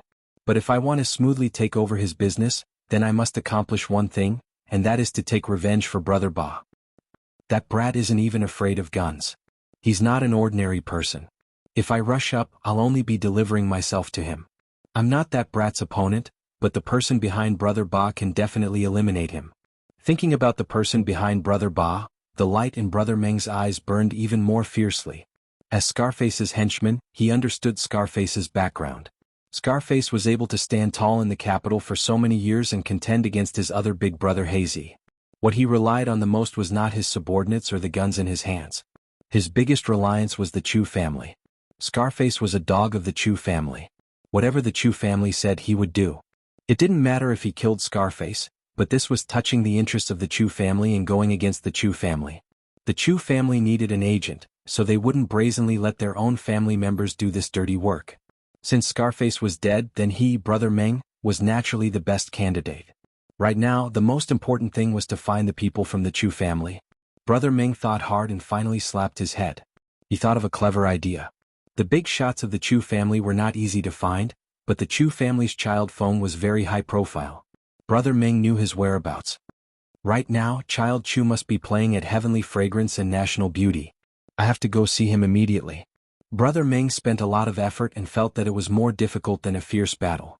Finally, he met the Chu family's young master Chu Xiaofeng at Heavenly Fragrance and National Beauty. Heavenly Fragrance and National Beauty was the name of a clubhouse. This clubhouse was only targeted at high-end customers. Ever since the martial arts assembly, Chu Xiaofeng had been in a state of fear. He was deeply afraid that Tang Zheng would find out that he and Song Yu had teamed up to trick him with the spirit-severing pill, so Chu Xiaofeng didn't leave the house at all, as if he was a young lady from a big family. Only after the news of Tang Zheng being a cultivator reached the capital did Chu Xiaofeng finally release himself from the boudoir, and once again started to scheme with Song Yu. They finally understood why the spirit-severing pill was ineffective. It turned out that Tang Zheng was a cultivator. However, this time they were no longer worried. Instead, they were ecstatic. Now that Tang Zheng's identity had been exposed, he would become the target of public criticism and would attract crazy attacks. They didn't have to worry about Tang Zheng coming to find trouble with them. Chu Xiaofeng was really stifled. Once he was liberated, he would linger around the Heavenly Fragrance and National Beauty every day, as carefree as an immortal. Back then, his arm was broken by Tang Zheng, and his cultivation was greatly affected. However, in the end he was still able to preserve his cultivation, and was still at the second stage of the post-celestial stage. However, compared to most people, this was still an unreachable height. At least to Brother Meng, the other party was an unreachable existence. Brother Meng bent his waist and pretended to be filled with righteous indignation. Young Master Feng, you have to uphold justice for Brother Scar. This time the other party has gone too far, they don't even put young Master Chu and the Chu family in their eyes. Chu Xiaofeng heard the whole story and asked, Scarface has been around for so many years, yet he was still slaughtered by a brat. Isn't he too weak? Brother Meng hurriedly explained, this time the other party's strength was beyond our expectations, which is why we suffered such a huge loss. If young Master Feng were to take action, then it would definitely be easy to capture him. Such a small character is not even worthy of carrying young Master Feng's shoes. Of course I know that I'm not even worthy of carrying my shoes, so I'm even less interested. Chu Xiaofeng waved his hand, lacking interest. Young Master Feng, you must be interested. I guess that brat might be a warrior, which is why Brother Scar suffered such a big loss. Brother Meng looked embarrassed, but he suddenly had an idea and said, a warrior? There are tens of thousands of warriors, so there's nothing strange about it. Chu Xiaofeng had seen too many warriors, so he was not interested at all. He looked deeply at Brother Meng and said with a fake smile, I know what you're thinking, you want to borrow the power of our Chu family to rise up, but you're too weak, it's not worth our Chu family to make a move. If you want to take over Scarface's interests, then work hard yourself. Brother Meng's face flushed red when his thoughts were seen through. He said resentfully, of course I can't hide my thoughts from young Master Feng. Of course I will work hard, but I'm unwilling to let that brat Tang Jing get away with it just like that. Chu Xiaofeng suddenly sat up straight and asked with a dark face, you just said a name, what is it? Brother Meng looked at Chu Xiaofeng blankly and said nervously, young Master Feng, are you talking about that brat's name? That brat's name is Tang Zheng. Chu Xiaofeng almost cried out in shock, his breathing involuntarily became hurried and he asked, is he really called Tang Zheng? Brother Meng nodded. What does he look like? Brother Meng recalled and described the other party's appearance bit by bit. However, he discovered that Chu Xiaofeng's breathing became more and more hurried, his eyes gradually turned red, and a look of shock appeared in his eyes. It's him, Tang Xiao. Chu Xiaofeng suddenly burst out with a hysterical roar. Brother Meng was so scared that he shivered, and asked while trembling with fear, could it be that this person also provoked young Master Feng? Of course he provoked me. I wish I could cut off his head with a single slash. Chu Xiaofeng said with a murderous aura. Brother Meng was overjoyed.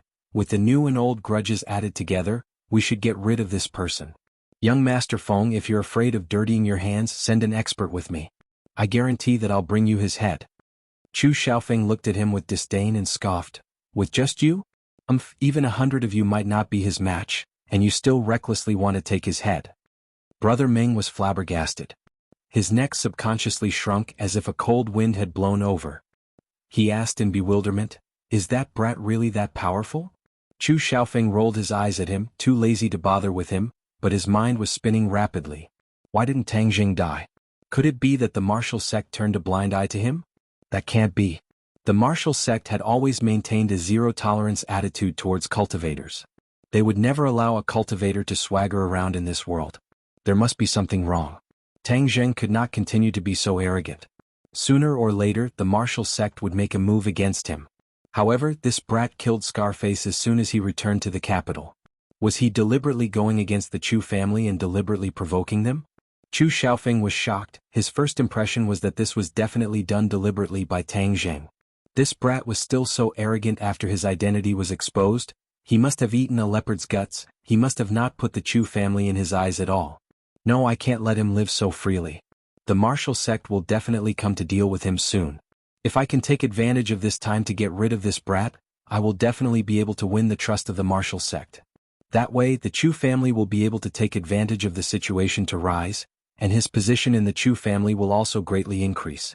Back then, because he had provoked Tang Zheng, Chu Xiaofeng had received a lot of criticism from the Chu family. If he could hold his head high this time, it would definitely be a great victory.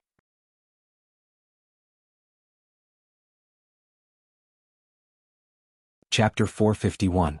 Chu Xiaofeng couldn't wait to return to the Chu family and find his father, Chu Mingxian.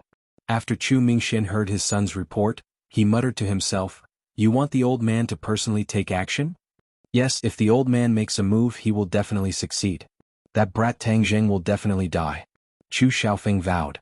Chu Mingxian was silent, his expression serious, and only after a long while did he say in a deep voice, "Your plan is not impossible. If Tang Jing dies, it would be to solve a huge problem for the martial sect. Taking advantage of this opportunity to form a relationship with the martial sect, it would be beneficial to the martial sect, but the key is the master behind Tang Jing." Mentioning this person, both father and son fell into silence. Their impression of Tian Chanzi was simply too deep.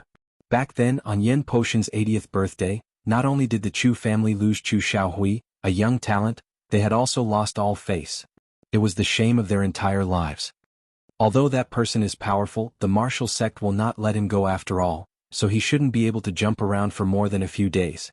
Without that person's protection, what kind of waves can Tang Jing jump around? Chu Xiaofeng said disapprovingly. Chu Mingxian looked deeply at his son and said with relief, "Xiaofeng, you have really grown up. You can see the problem more comprehensively and deeply, and you also know how to share the burden of this family. Your suggestion is not bad. Before the old man sleeps, we will immediately go find him." Chu Xiaofeng was overjoyed and hurriedly nodded.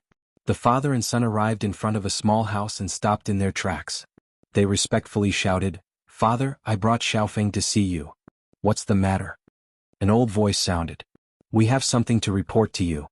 Didn't I tell you before that you should try to make a decision about the Ye family and not disturb my cultivation?" The old voice said. Chu Mingxian lowered his head and said, "Father, I am unable to make a decision on this matter. I must report it to you." The other party pondered for a moment, then said, "Come in." Crick. An iron door opened on its own without any wind, revealing a dark room. There was not a single ray of light in the room, so it was impossible to see what was going on inside. Chu Xiaofeng shivered. He had been very afraid of his grandfather since he was young, and when the old man got older, his temperament became very strange. He did not like the sun and locked himself in this small iron house all day long. It was said that he was cultivating, and it was very difficult for others to see him. If it wasn't for something important, the iron door would never be opened. Chu Mingxian and Chu Xiaofeng fell into the darkness. The iron door closed with a bang, scaring Chu Xiaofeng so much that his entire body trembled. It was pitch black and he couldn't see anything. However, the old master's voice rang out. "Xiaofeng, you're a man of the Chu family. How can you be so useless? Just now, you were so scared that your whole body was trembling." Facing this question, Chu Xiaofeng's legs went soft, and he had the urge to kneel on the ground. He said with fear and trepidation, "Grandfather's lesson is very right, I will definitely try my best to correct it." "What is it? Just say it," the old man said. Chu Mingxian had already thought of an excuse long ago. He explained it concisely, and the small metal house instantly fell into silence. There was not the slightest sound. Even the breathing of the three people could not be heard. It was as if they were holding their breaths. "You want me to deal with Tang Zheng and rope in the martial sect?" After a long while the old man asked. "Yes, this is a once-in-a-lifetime opportunity for the Chu family. Now that the honeymoon period between the Chu family and the Yen family is over, we must find a new backer, and the martial sect is even stronger than the Yen family." Chu Mingxian analyzed with conviction. "The martial sect has always been arrogant. Will they care about what you do?" The old man asked. "Yes, the matter with Tang Zheng is not an exception. I heard that many strange things have happened in the 10,000 mountains of southern Yunnan, and there are even new cultivators that have appeared. Although the martial sect is strong, their strength in the secular world is not that strong, and we can make up for this weakness of the martial sect." Chu Mingxian said. "Could it be that the other families are all fools, giving such a good thing to our Chu family?" The old man asked. Chu Mingxian was confident and said, "I have already confirmed it. The Ye family has already announced to the outside world that the Ye family and the Tang Zheng will no longer have anything to do with each other from now on, and will go their separate ways." Oh, that old man Yi Xuanji actually broke through his cultivation when he was about to die, and now he is so decisive in pushing Tang Zheng out of the Ye family. It's really strange. The old man said in surprise. Actually, there's nothing strange about this. Chu Xiaofeng had adapted to the darkness, and the pressure he felt had weakened a lot. He changed the topic and said, "The Ye family is a group of people who fish for fame. They did not openly go against the Tang Zheng because they were afraid of being poked at behind their backs, saying that they are as cowardly as mice." Humph, but didn't the Ye family also end up in a situation where they forget about righteousness for the sake of profit? That old man Yi Xuanji actually rejected his own grandson-in-law. What a decisive move. The old man sneered in ridicule. "I think they were afraid of being implicated by the martial sect, so they made plans early on," Chu Mingxian added. The martial sect is indeed not something that an ordinary family would dare to go against. In that case, Tang Zheng can be considered a small fish that escaped the net. If we catch this fish, then everything will be fine? The old man asked. "Although it won't be fine, it is indeed a way to get close to the martial sect. It is worth a try," Chu Mingxian said cautiously. The old man muttered to himself, and only after a while did he agree. "We can kill him, but he is just a small character, and you need me to take action." Are you all idiots?" Although it was dark, Chu Mingxian and Chu Xiaofeng still felt a burning pain on their cheeks. Chu Mingxian explained, "I am not afraid of Tang Zheng, but I am worried that his mysterious master will appear. So, just in case, I asked Father to take action." The darkness fell into silence as if the old man was thinking. After a long while he said, "All right, I promise you, unless his mysterious master appears, I will not make a move. Don't disappoint me." The father and son pair were overjoyed and hurriedly nodded their heads in agreement. Then they quickly left the small iron house. Chu Xiaofeng's back was cold and he was actually drenched in cold sweat. "Immediately track that brat's whereabouts and then wait for an opportunity to move," Chu Mingxian ordered. "Yes, sir." Chu Xiaofeng could not hide his joy as he accepted the order and left. In the middle of the night, Tang Zheng waited for Lu Qingmei and Nana to fall asleep before leaving with Xiao Bai. In the darkness of the night, a figure quickly flashed through the streets and alleys, flying towards the imperial city. After a while he arrived at the foot of the imperial city. Just as Tang Zheng was about to flip over and enter, his heart suddenly trembled. He turned his head to look not far away and in a flash he pounced over. Whiz! A stone was thrown out of his hand. It was like a bullet streaking across the night sky, emitting a sharp sound as it pierced through the air. The stone hit the ground and shattered into pieces, and the floor that was hit quickly cracked open, covered in cracks. This attack had clearly missed, but the person hiding in the shadows had also appeared. "Who is it? Why are you following me sneakily?" Tang Zheng's killing intent was exposed as he asked coldly. The one who walked out from the darkness was actually Marshall. She stared at Tang Zheng with burning eyes, then looked at the towering imperial city. She frowned and said, "It's the middle of the night, what are you doing here?" Tang Zheng didn't know whether to laugh or cry. "Why are you following me in the middle of the night instead of sleeping? You deliberately avoided me. What else can I do if I don't use this method to get close to you?" Marshall asked angrily. Tang Zheng was speechless. Ever since he returned to the capital, he had sent Marshall away, and then seemed to have forgotten about her existence. He never thought that she would be so persistent, actually following him in the middle of the night. "You've been following me all night?" Tang Jing was shocked. Since she was able to follow him to this place, then she must have discovered Lu Qingmei's residence. Lu Qingmei was a cultivator. Could it be that she was also exposed? Marshall's eyes revealed a trace of ridicule as he said, "You really like to play the trick of hiding a beauty in a golden house. That's your high school teacher, right?" Tang Jing said without changing his expression, "This is none of your business." "Of course I don't care about these messy things," Marshall said. Tang Jing heaved a sigh of relief. Although Lu Qingmei was a cultivator to martial artists, cultivators were just like ordinary people. If they did not take the initiative to expose themselves, they would not be able to tell. In other words, Marshall had not discovered Lu Qingmei's identity as a cultivator. "What's the point of following me like this? Could it be that you really want to stay by my side?" Tang Jing asked curiously. "I came here today to tell you two things." "Oh, what is it?" "Didn't you tell me to ask Li Xiaotian about the movements of the Rockefeller family? They haven't made any movements recently. In addition, Lewis's whereabouts have not appeared. I reckon he should have returned to his own country." This was not much different from what Tang Jing had expected. As long as Lewis did not do anything else, he would not have the time to pay attention to him. "In addition, you have to accompany me to the martial sect." "What?"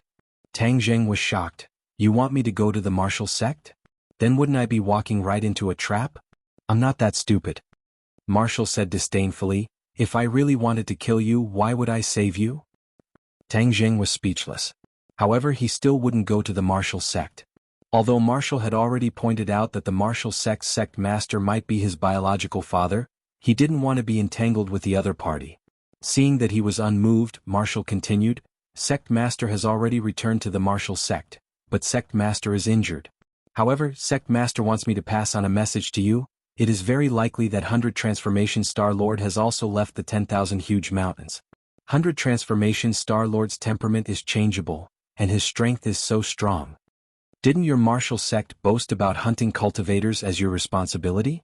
Then go and get rid of the 100 Transformation Star Lord." Tang Jing said in ridicule. Marshall's face was slightly embarrassed. He hesitated for a moment and said, "No one in the martial sect is a match for the 100 Transformation Star Lord." "Oh, so you guys are trying to bully the weak. You're not a match for the 100 Transformation Star Lord, so you came to bully me, right?" "Nonsense, who bullied you? Letting you go to the martial sect is for your own good. Don't bite the hand that feeds you," Marshall said angrily. The corner of Tang Jing's mouth raised slightly and said, "For my own good? I don't think so. In short, I'm not interested in going to the martial sect. Don't waste your saliva trying to persuade me." "I'll wait until you go." "How long can you wait?" "Until you go." Tang Jing shrugged his shoulders. "Then go ahead, but there's no need to follow me. Please go back."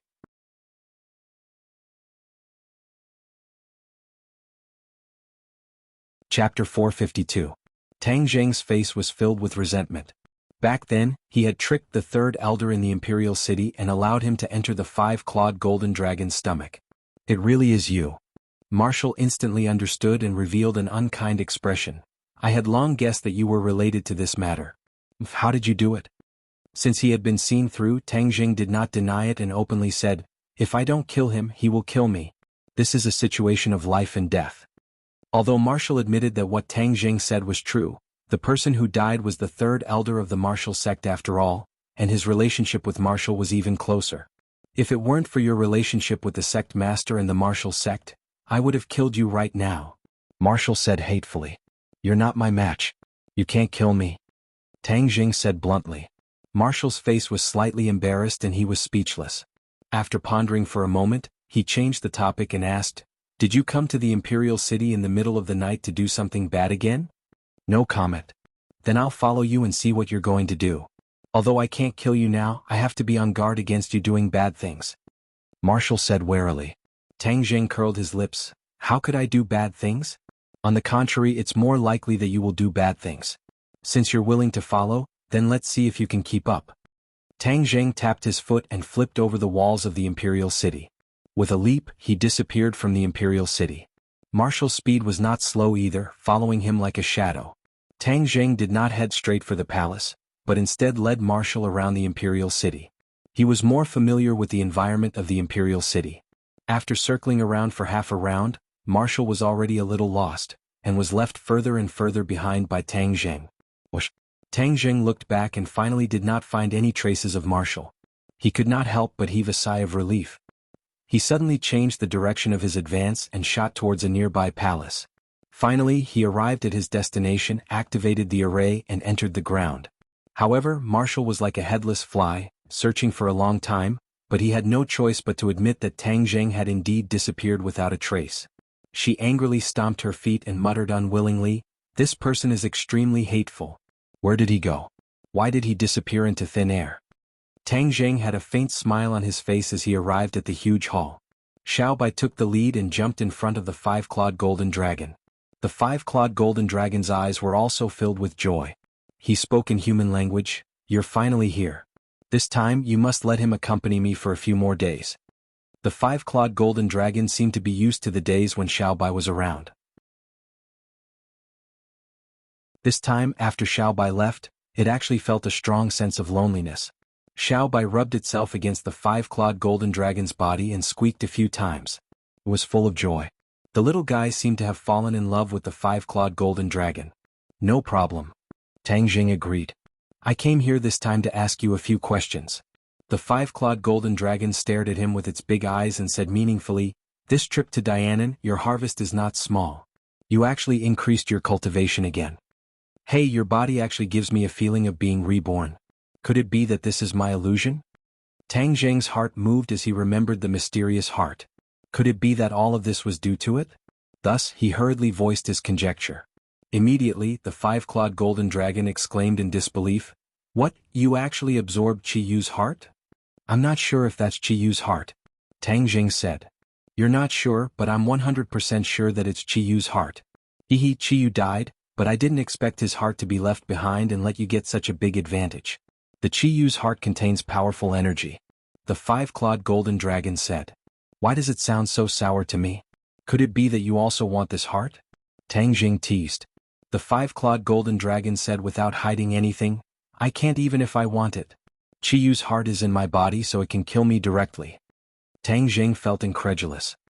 "Isn't the physique of your dragon race very strong? How can you die because of this heart?" The five-clawed golden dragon rolled his eyes and said, "Do you think that Qi Yu's heart is so simple? The reason you're able to survive is because you're a celestial, the nine-yang saint body. That coincides with the Qi Yu's body. That's why you were able to contain this heart. Otherwise, the powerful energy of the Qi Yu's heart would have directly destroyed your body and incinerated your soul." Tang Zheng suddenly remembered the scene of Qi Yu's heart entering his body. At that time he was in great pain as if he was about to die. But later on he was strangely safe. This was definitely the effect of the nine-yang saint body. Tang Zheng patted his chest and sighed with lingering fear. "This really is a new lease on life. I walked on the edge of death. This is a great opportunity. Now I'm more and more confident that you'll be able to release me from this cage." The five-clawed golden dragon said proudly. "Just now you said that Qi Yu's heart contains a powerful energy. Just what kind of energy is it?" Tang Zheng asked curiously. The five-clawed golden dragon shook his head and said, "I don't know. This secret is only known to celestials.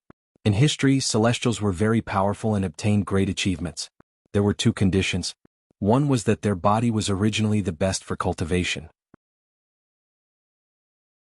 The second was that there was a mysterious inheritance between celestials." The five-clawed golden dragon was very satisfied with Tang Zheng's reaction and continued, "Because the era between two celestials is very long, they can't personally pass down this inheritance.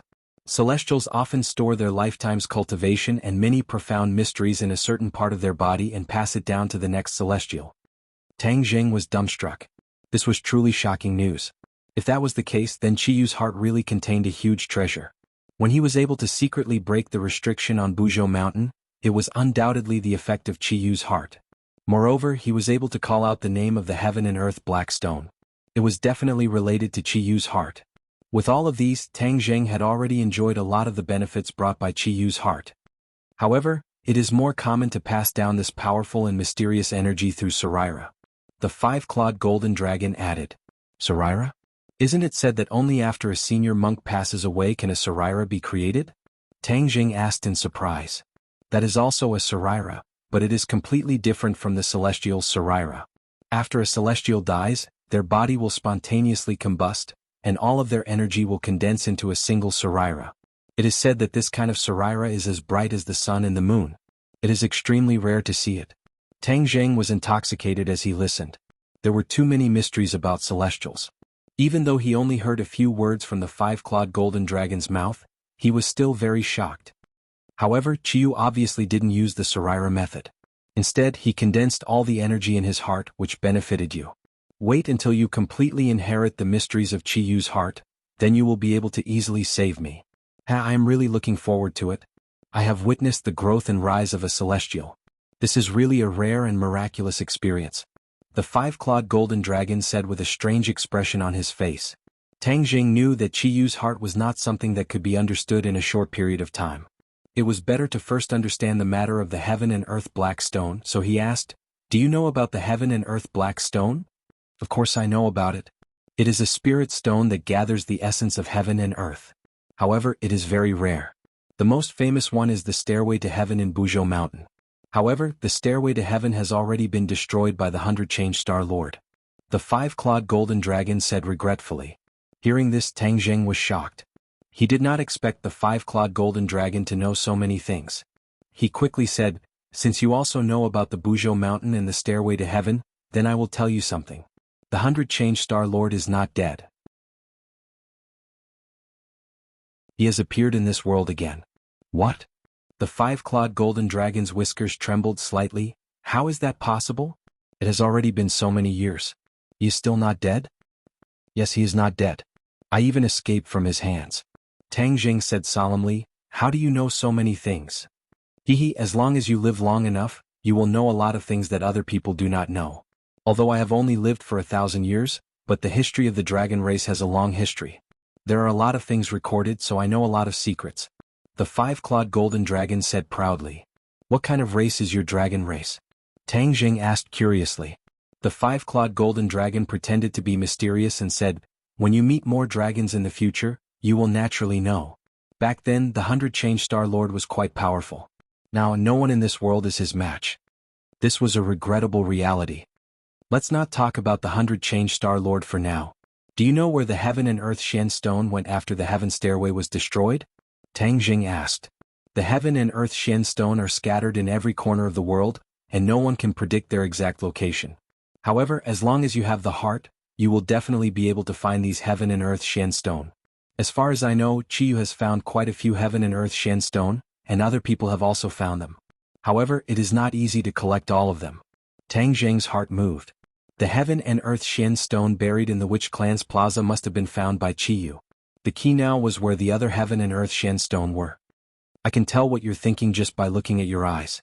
You want to gather all the Heaven and Earth Shen Stone, right? I know a place that must have this thing."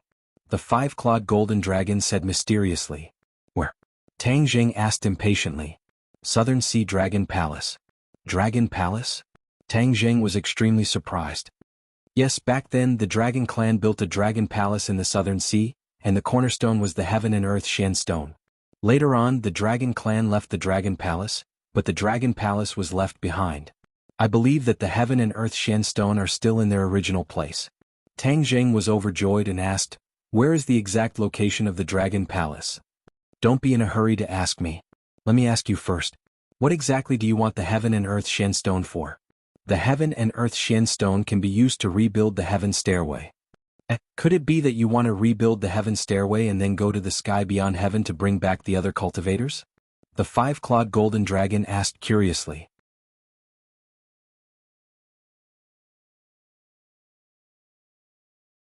Chapter 453.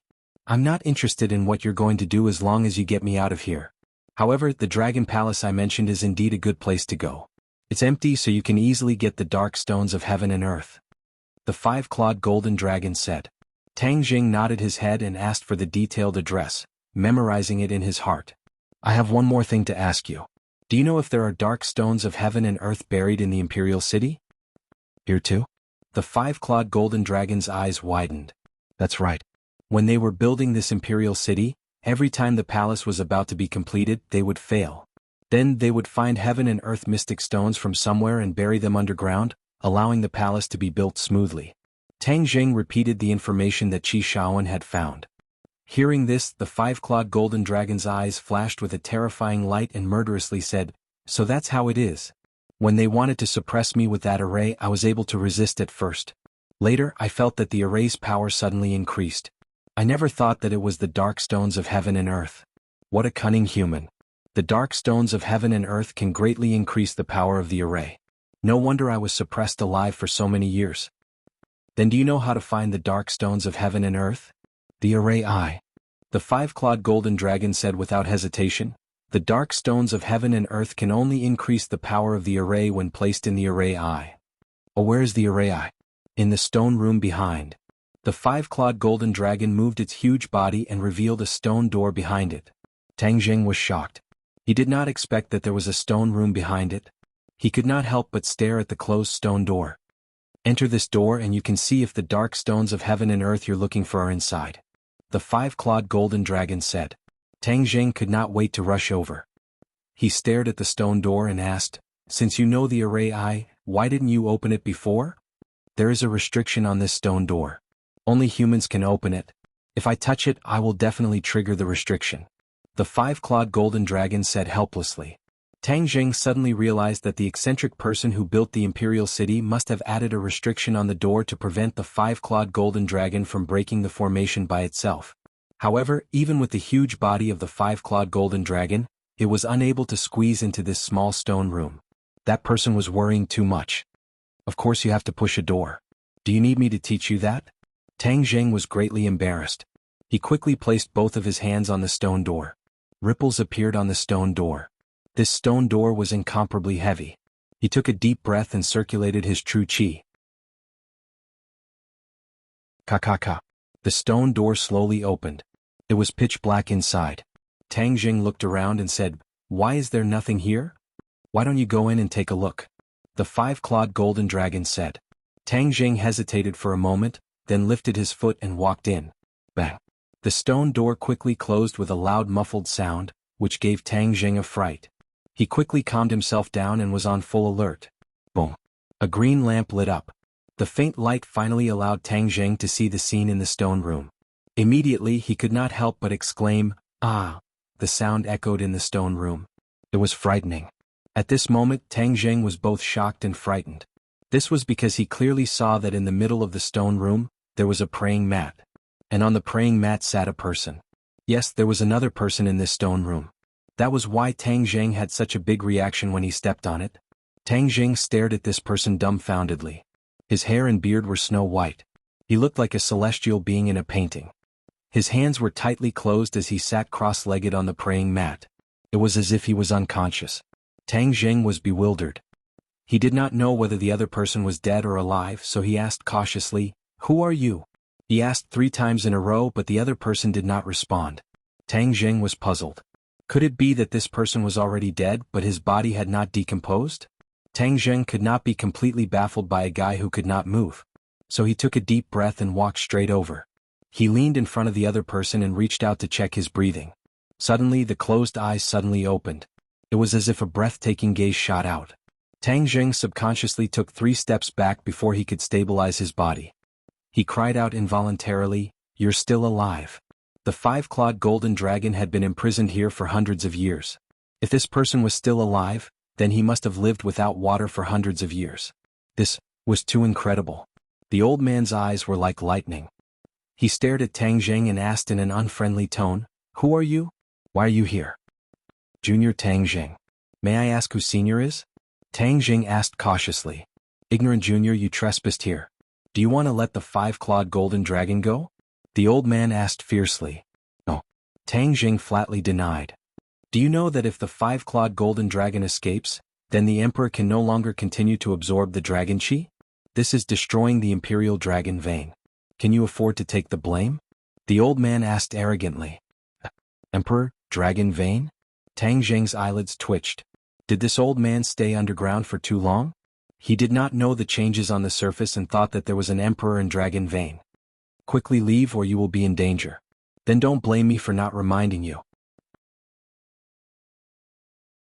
the old man said to himself. Tang Jing did not retreat. He came here for the heaven and earth obsidian. How could he give up halfway like this? So he asked in a deep voice, Senior, Junior has disturbed and offended you. But today is different from the past. There is no longer an emperor. Times have changed. I came here to find the heaven and earth obsidian. Please tell me. Ignorant Junior, quickly leave.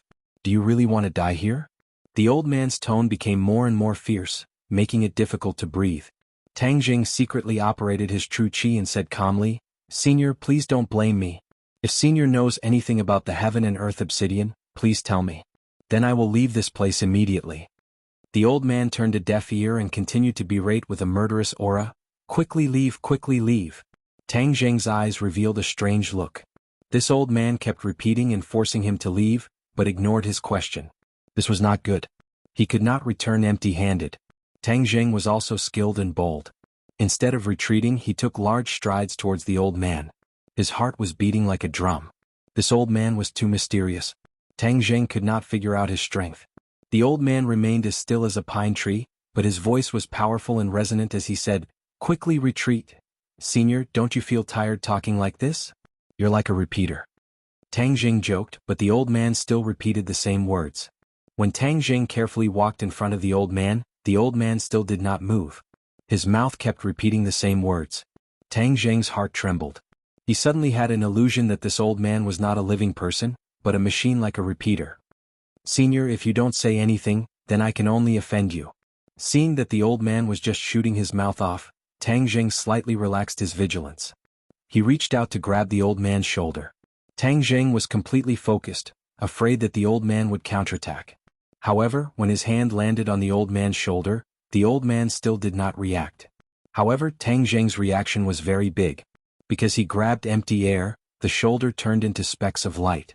They scattered in his hand and quickly disappeared. Tang Jing suddenly realized and cried out involuntarily, Illusion, this is an illusion. It's just that it's too realistic. I actually fell for it. No wonder he kept repeating those words like a repeater. It's not a real person at all. His voice came to an abrupt end.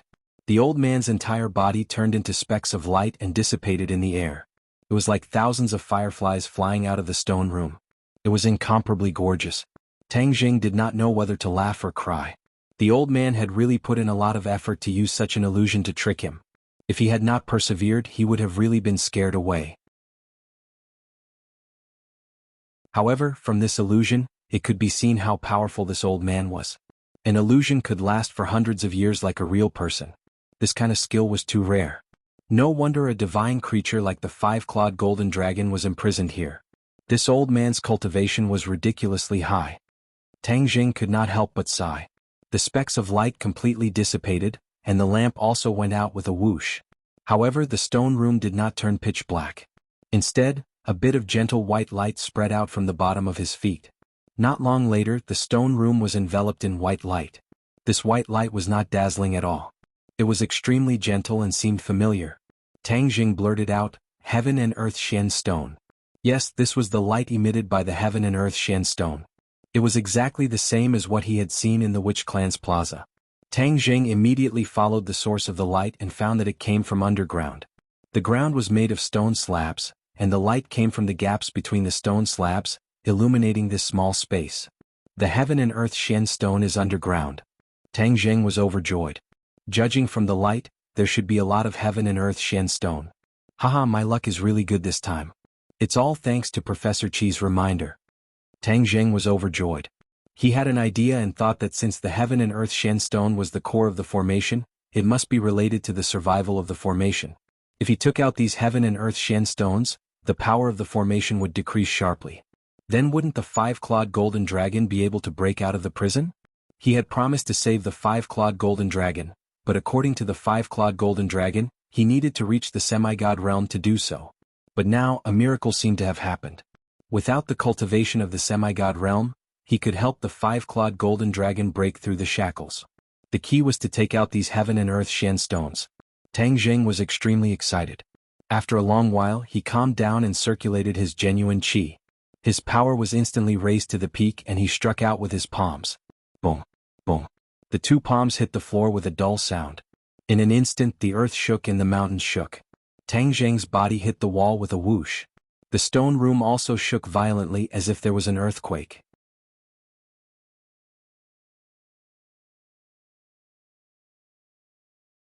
Chapter 454. Tens of thousands of lights were lit up, and the sound of alarms resounded through the sky. Many people rushed to the streets. Many of them were still naked, only wrapped in blankets. They looked at each other in horror and asked, "Earthquake? It must be an earthquake." The great earthquake in the West a few years ago had caused the people of this country to fall into a state of panic over earthquakes. Where did it shake this time? Everyone shook their heads blankly. Fortunately, the ground had stopped shaking, and the anger of the earth seemed to have stopped. However, no one dared to go home. They all stood on the streets, accepting the baptism of the cold wind. At this moment, the Earthquake Bureau was in a mess. There was a huge earthquake in the capital, but they did not know about it at all. They did not even have the slightest warning. The test shows that the vibration started from the Imperial City, and the vibration waves also spread from the Imperial City. The staff wiped the cold sweat off his forehead and reported loudly, "Imperial City? How could that be? The capital is not in the earthquake zone, and the Imperial City is the center of the capital, so it is even more impossible for an earthquake to happen." Some experts questioned. But now it was useless to just doubt. They had to figure out the ins and outs of the matter. The phone was already ringing non-stop. These were all people who wanted to ask about the situation, but the Earthquake Bureau did not know anything. "Send someone to the scene immediately." In the Imperial City, Wu was waiting for the rabbit, but she was shocked by the shaking of the earth. However, the shaking quickly stopped. Her heart was in a mess. How could there be an earthquake? Suddenly she had an idea. Could it be that this had something to do with Tang Zheng? She was shocked by this thought. What ability did Tang Zheng have to cause such a huge earthquake? But if it wasn't him, who else could cause such a huge commotion? Moreover, as someone who was at the scene, she could clearly feel that the earthquake had started from the Imperial City. She looked towards the well-arranged group of palaces, and her gaze narrowed as she locked onto a direction. The vibration is coming from there. I have to go take a look. Whiz. With a leap, Marshall flew out like a lark, rapidly advancing between the palaces. At this moment, Tang Zheng finally stood firm on his feet. He looked up and saw that the floor was not damaged at all. The soft white light still seeped through the cracks of the stone. Let's try again. I don't believe that I can't get the heaven and earth black stone out. Tang Zheng clenched his teeth. This time he did not use his hands, but took out the heaven-shocking bow and the shooting sun arrows. "Skywalker, what are you doing?" The five-clawed golden dragon's voice came from outside the stone door. It was very weak. Obviously, the soundproofing effect of the stone door was good. "What happened? You made the entire capital quake, do you know that?" The five-clawed golden dragon said. "What? Earthquake?" Tang Zheng thought that it was just the stone room shaking a little. He didn't expect that it would cause an earthquake in the entire capital. This movement was too big. "I found the heaven and earth black stone, but it's buried underground. I just wanted to get it out, but I didn't succeed," Tang Jing said. The five-clawed golden dragon pondered for a moment. Then he said, "Then quickly think of a way to get the heaven and earth black stone. That way we can break this array formation. Then I can escape." But under my attack there was no effect. The five-clawed golden dragon urged, "Then use a stronger attack, use a magic treasure." Just as Tang Zheng was about to try again, a thought suddenly flashed through his mind, and he immediately stopped his hand. "What are you still dawdling for?" The five-clawed golden dragon realized that there was no movement for a long time and asked. "Just now, when I attacked with my bare hands, the entire capital experienced an earthquake. If I were to use a stronger attack, would it cause an even greater commotion or even cause a huge earthquake causing the entire city to fall into a calamity?" Tang Jing was shocked by his own thoughts. It was true that he wanted to save the five-clawed golden dragon, but he would not sacrifice the lives of countless people. "What will happen if I forcefully take out the heaven and earth black stone?" Tang Jing asked loudly. The five-clawed golden dragon paused for a moment, then said, "There are no consequences." "You're lying. The capital will definitely be greatly affected, right?" Tang Jing asked coldly. The five-clawed golden dragon was silent. It was obvious that he agreed with this result. "So it's like this.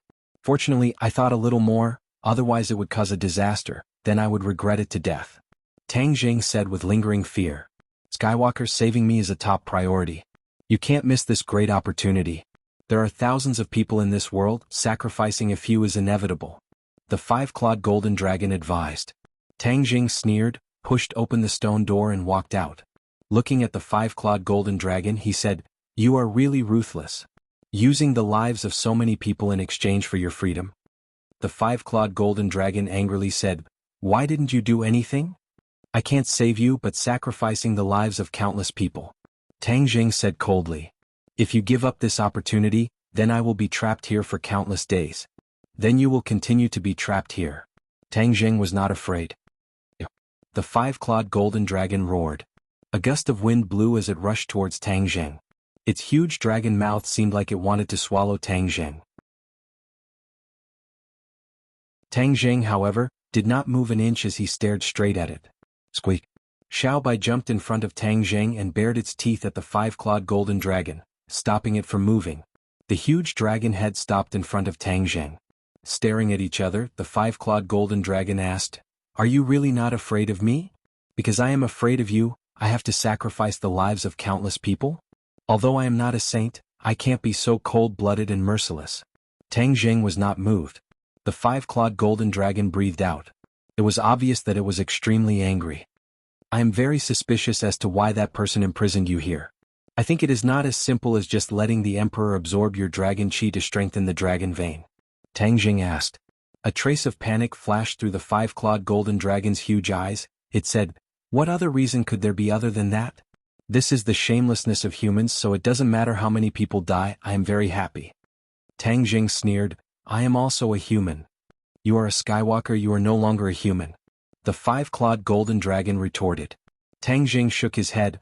"You know that I am not a human, I want to continue being a human, so don't even think about it. I know that the Heaven and Earth Mystic Stone is here. As for saving you, when I reach the soul formation stage, I will naturally break this formation and save you. That way, I will not sacrifice the lives of others, and you will also be able to escape. It is killing two birds with one stone, I did not break my promise to you."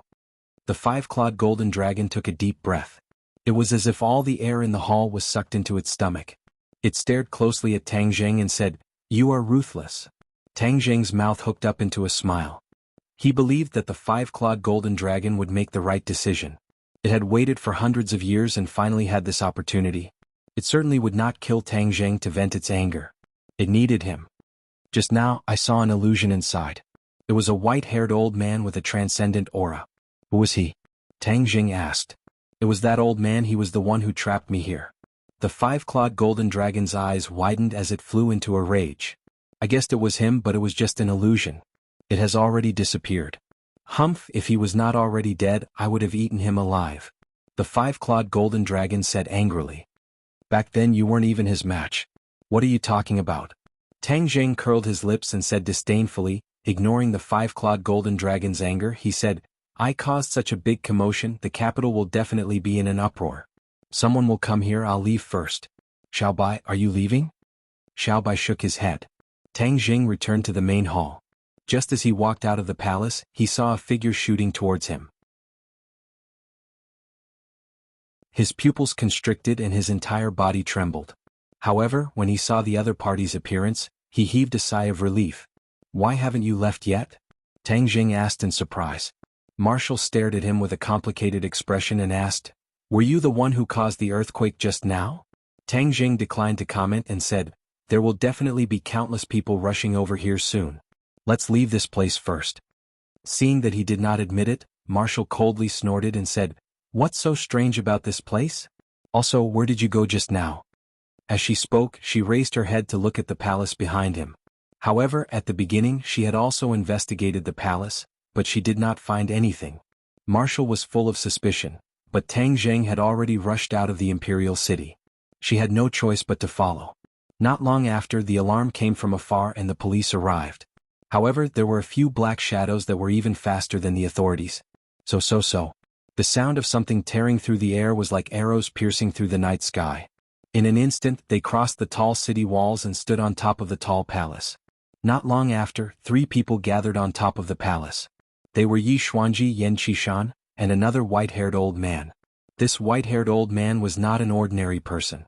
He was the head of the Song family, Song Jianan, who was also Song Yu's grandfather, a martial artist of the Great Master Realm.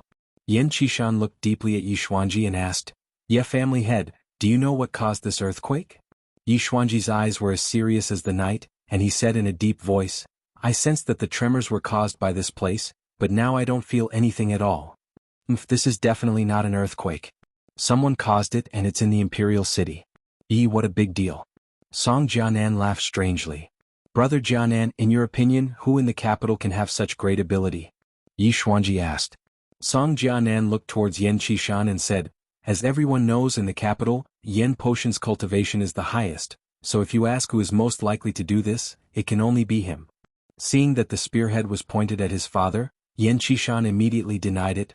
Two patriarchs, my father is currently in closed-door cultivation, how could he possibly do such a thing?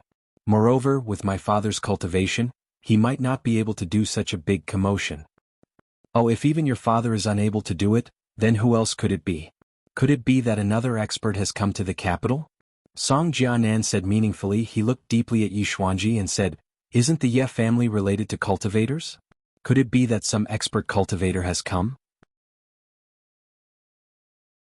Yi Xuanji's face darkened and said, you can't speak carelessly, the Ye family has nothing to do with cultivators. As for Tang Zheng, we have already cut off all ties with him.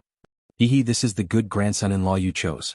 If I were to meet him, I would definitely let him experience the methods of the Song family. Song Jianan said with a fake smile.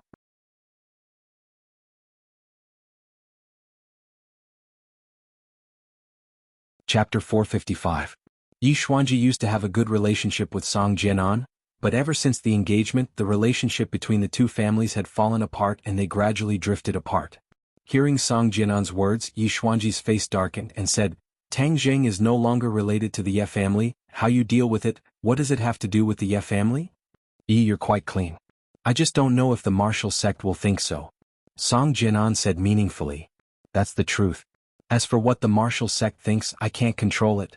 If the martial sect really wants to do something to the Ye family, my Ye family will accept it all. Yi Xuanji said firmly.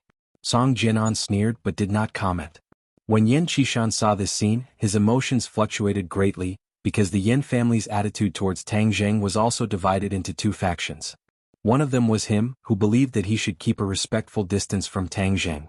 The other faction was unexpected. It was actually his sister Yan Qingyi and his son Yan Luyun. This pair of aunt and nephew actually stood on the side of Tang Zheng, believing that it was impossible for Tang Zheng to lose just like that. This was truly puzzling. Even Yan Padian remained silent and in the end decided to wait and see. The situation in the capital is getting more and more confusing. There's actually an aura of a great change. I really can't see through it. Yan Qishan thought to himself. Patriarchs, our top priority is to find out what's going on with this earthquake. This is the capital's land, and with such a big thing happening, the officials will not ignore it. They will definitely ask for the opinions of our families. Yan Qishan said in a deep voice.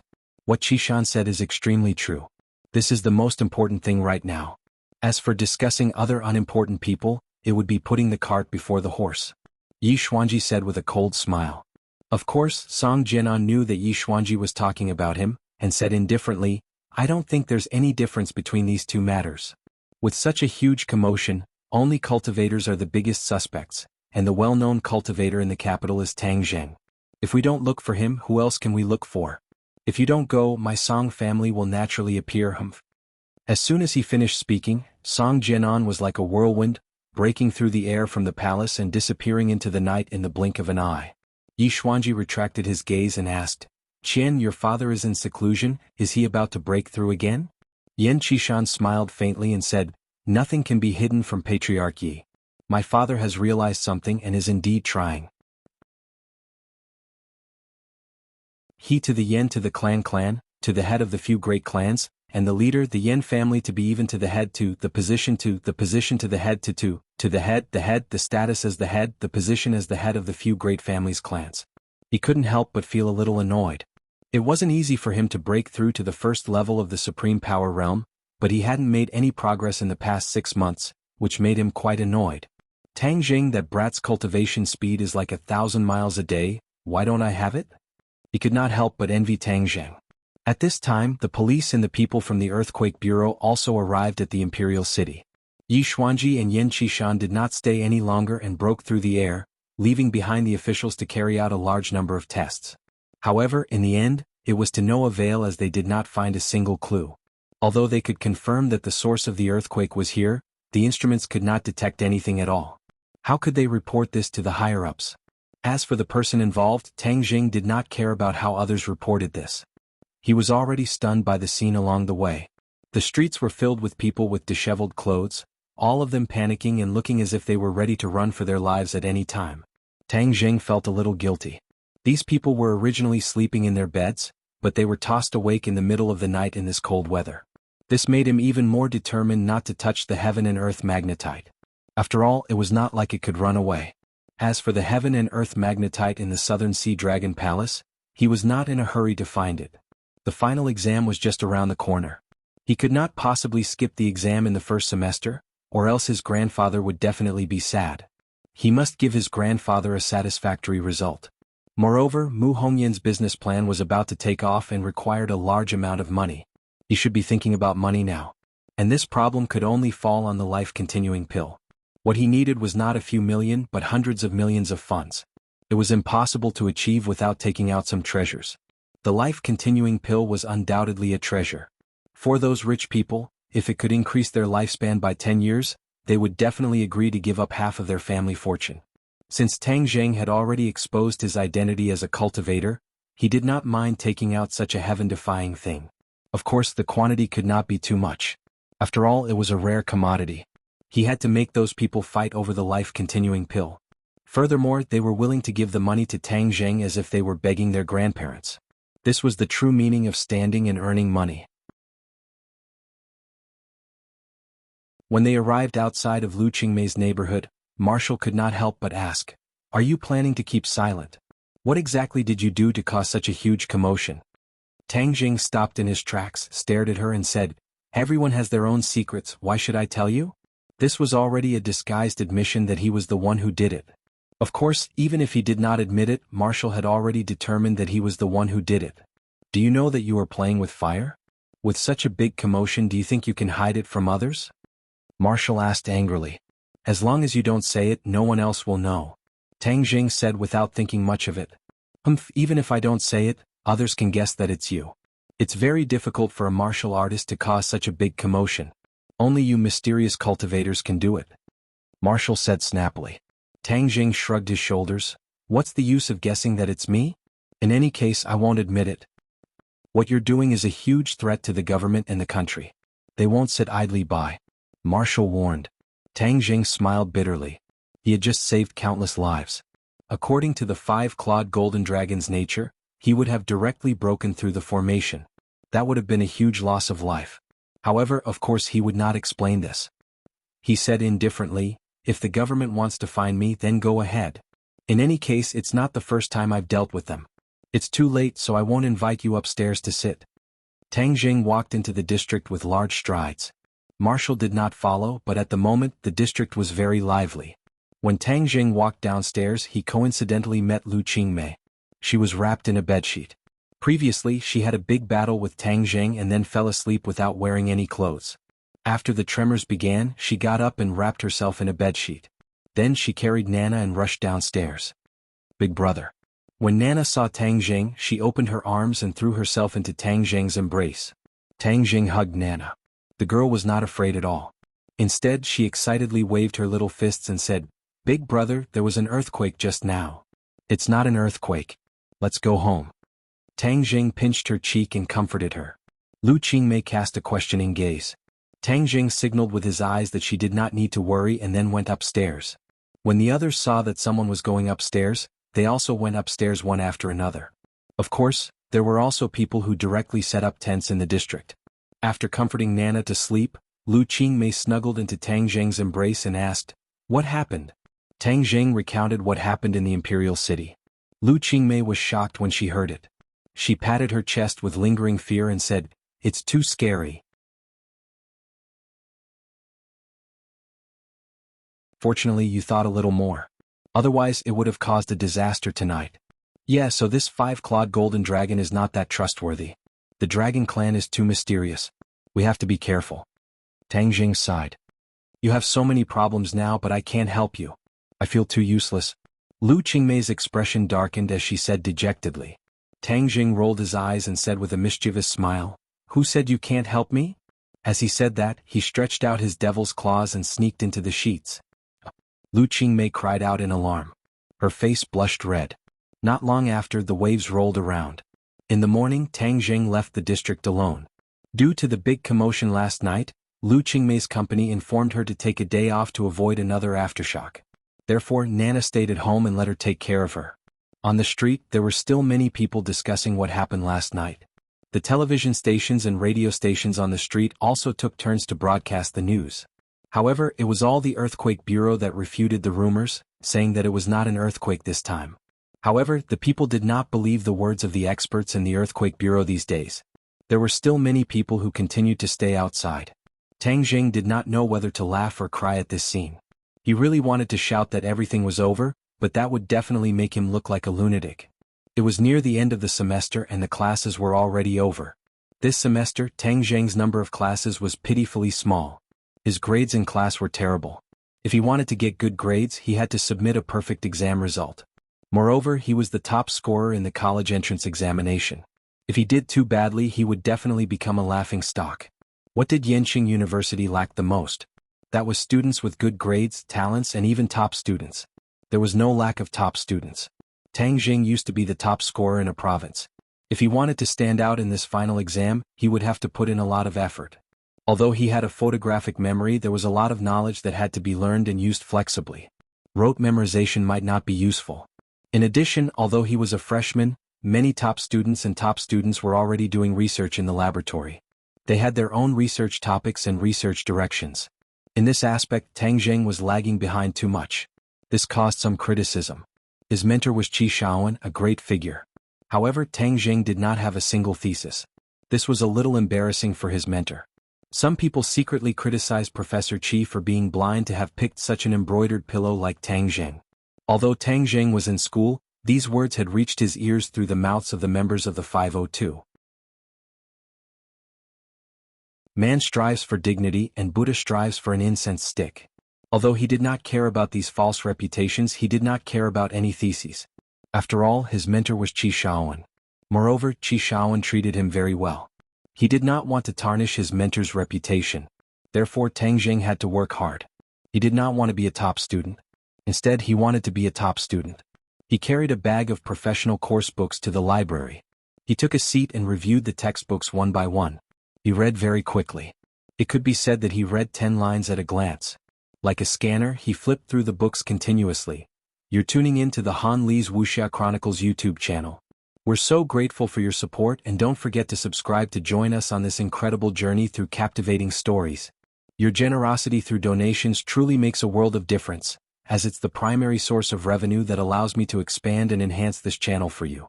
Thank you from the bottom of my heart for being a part of this adventure.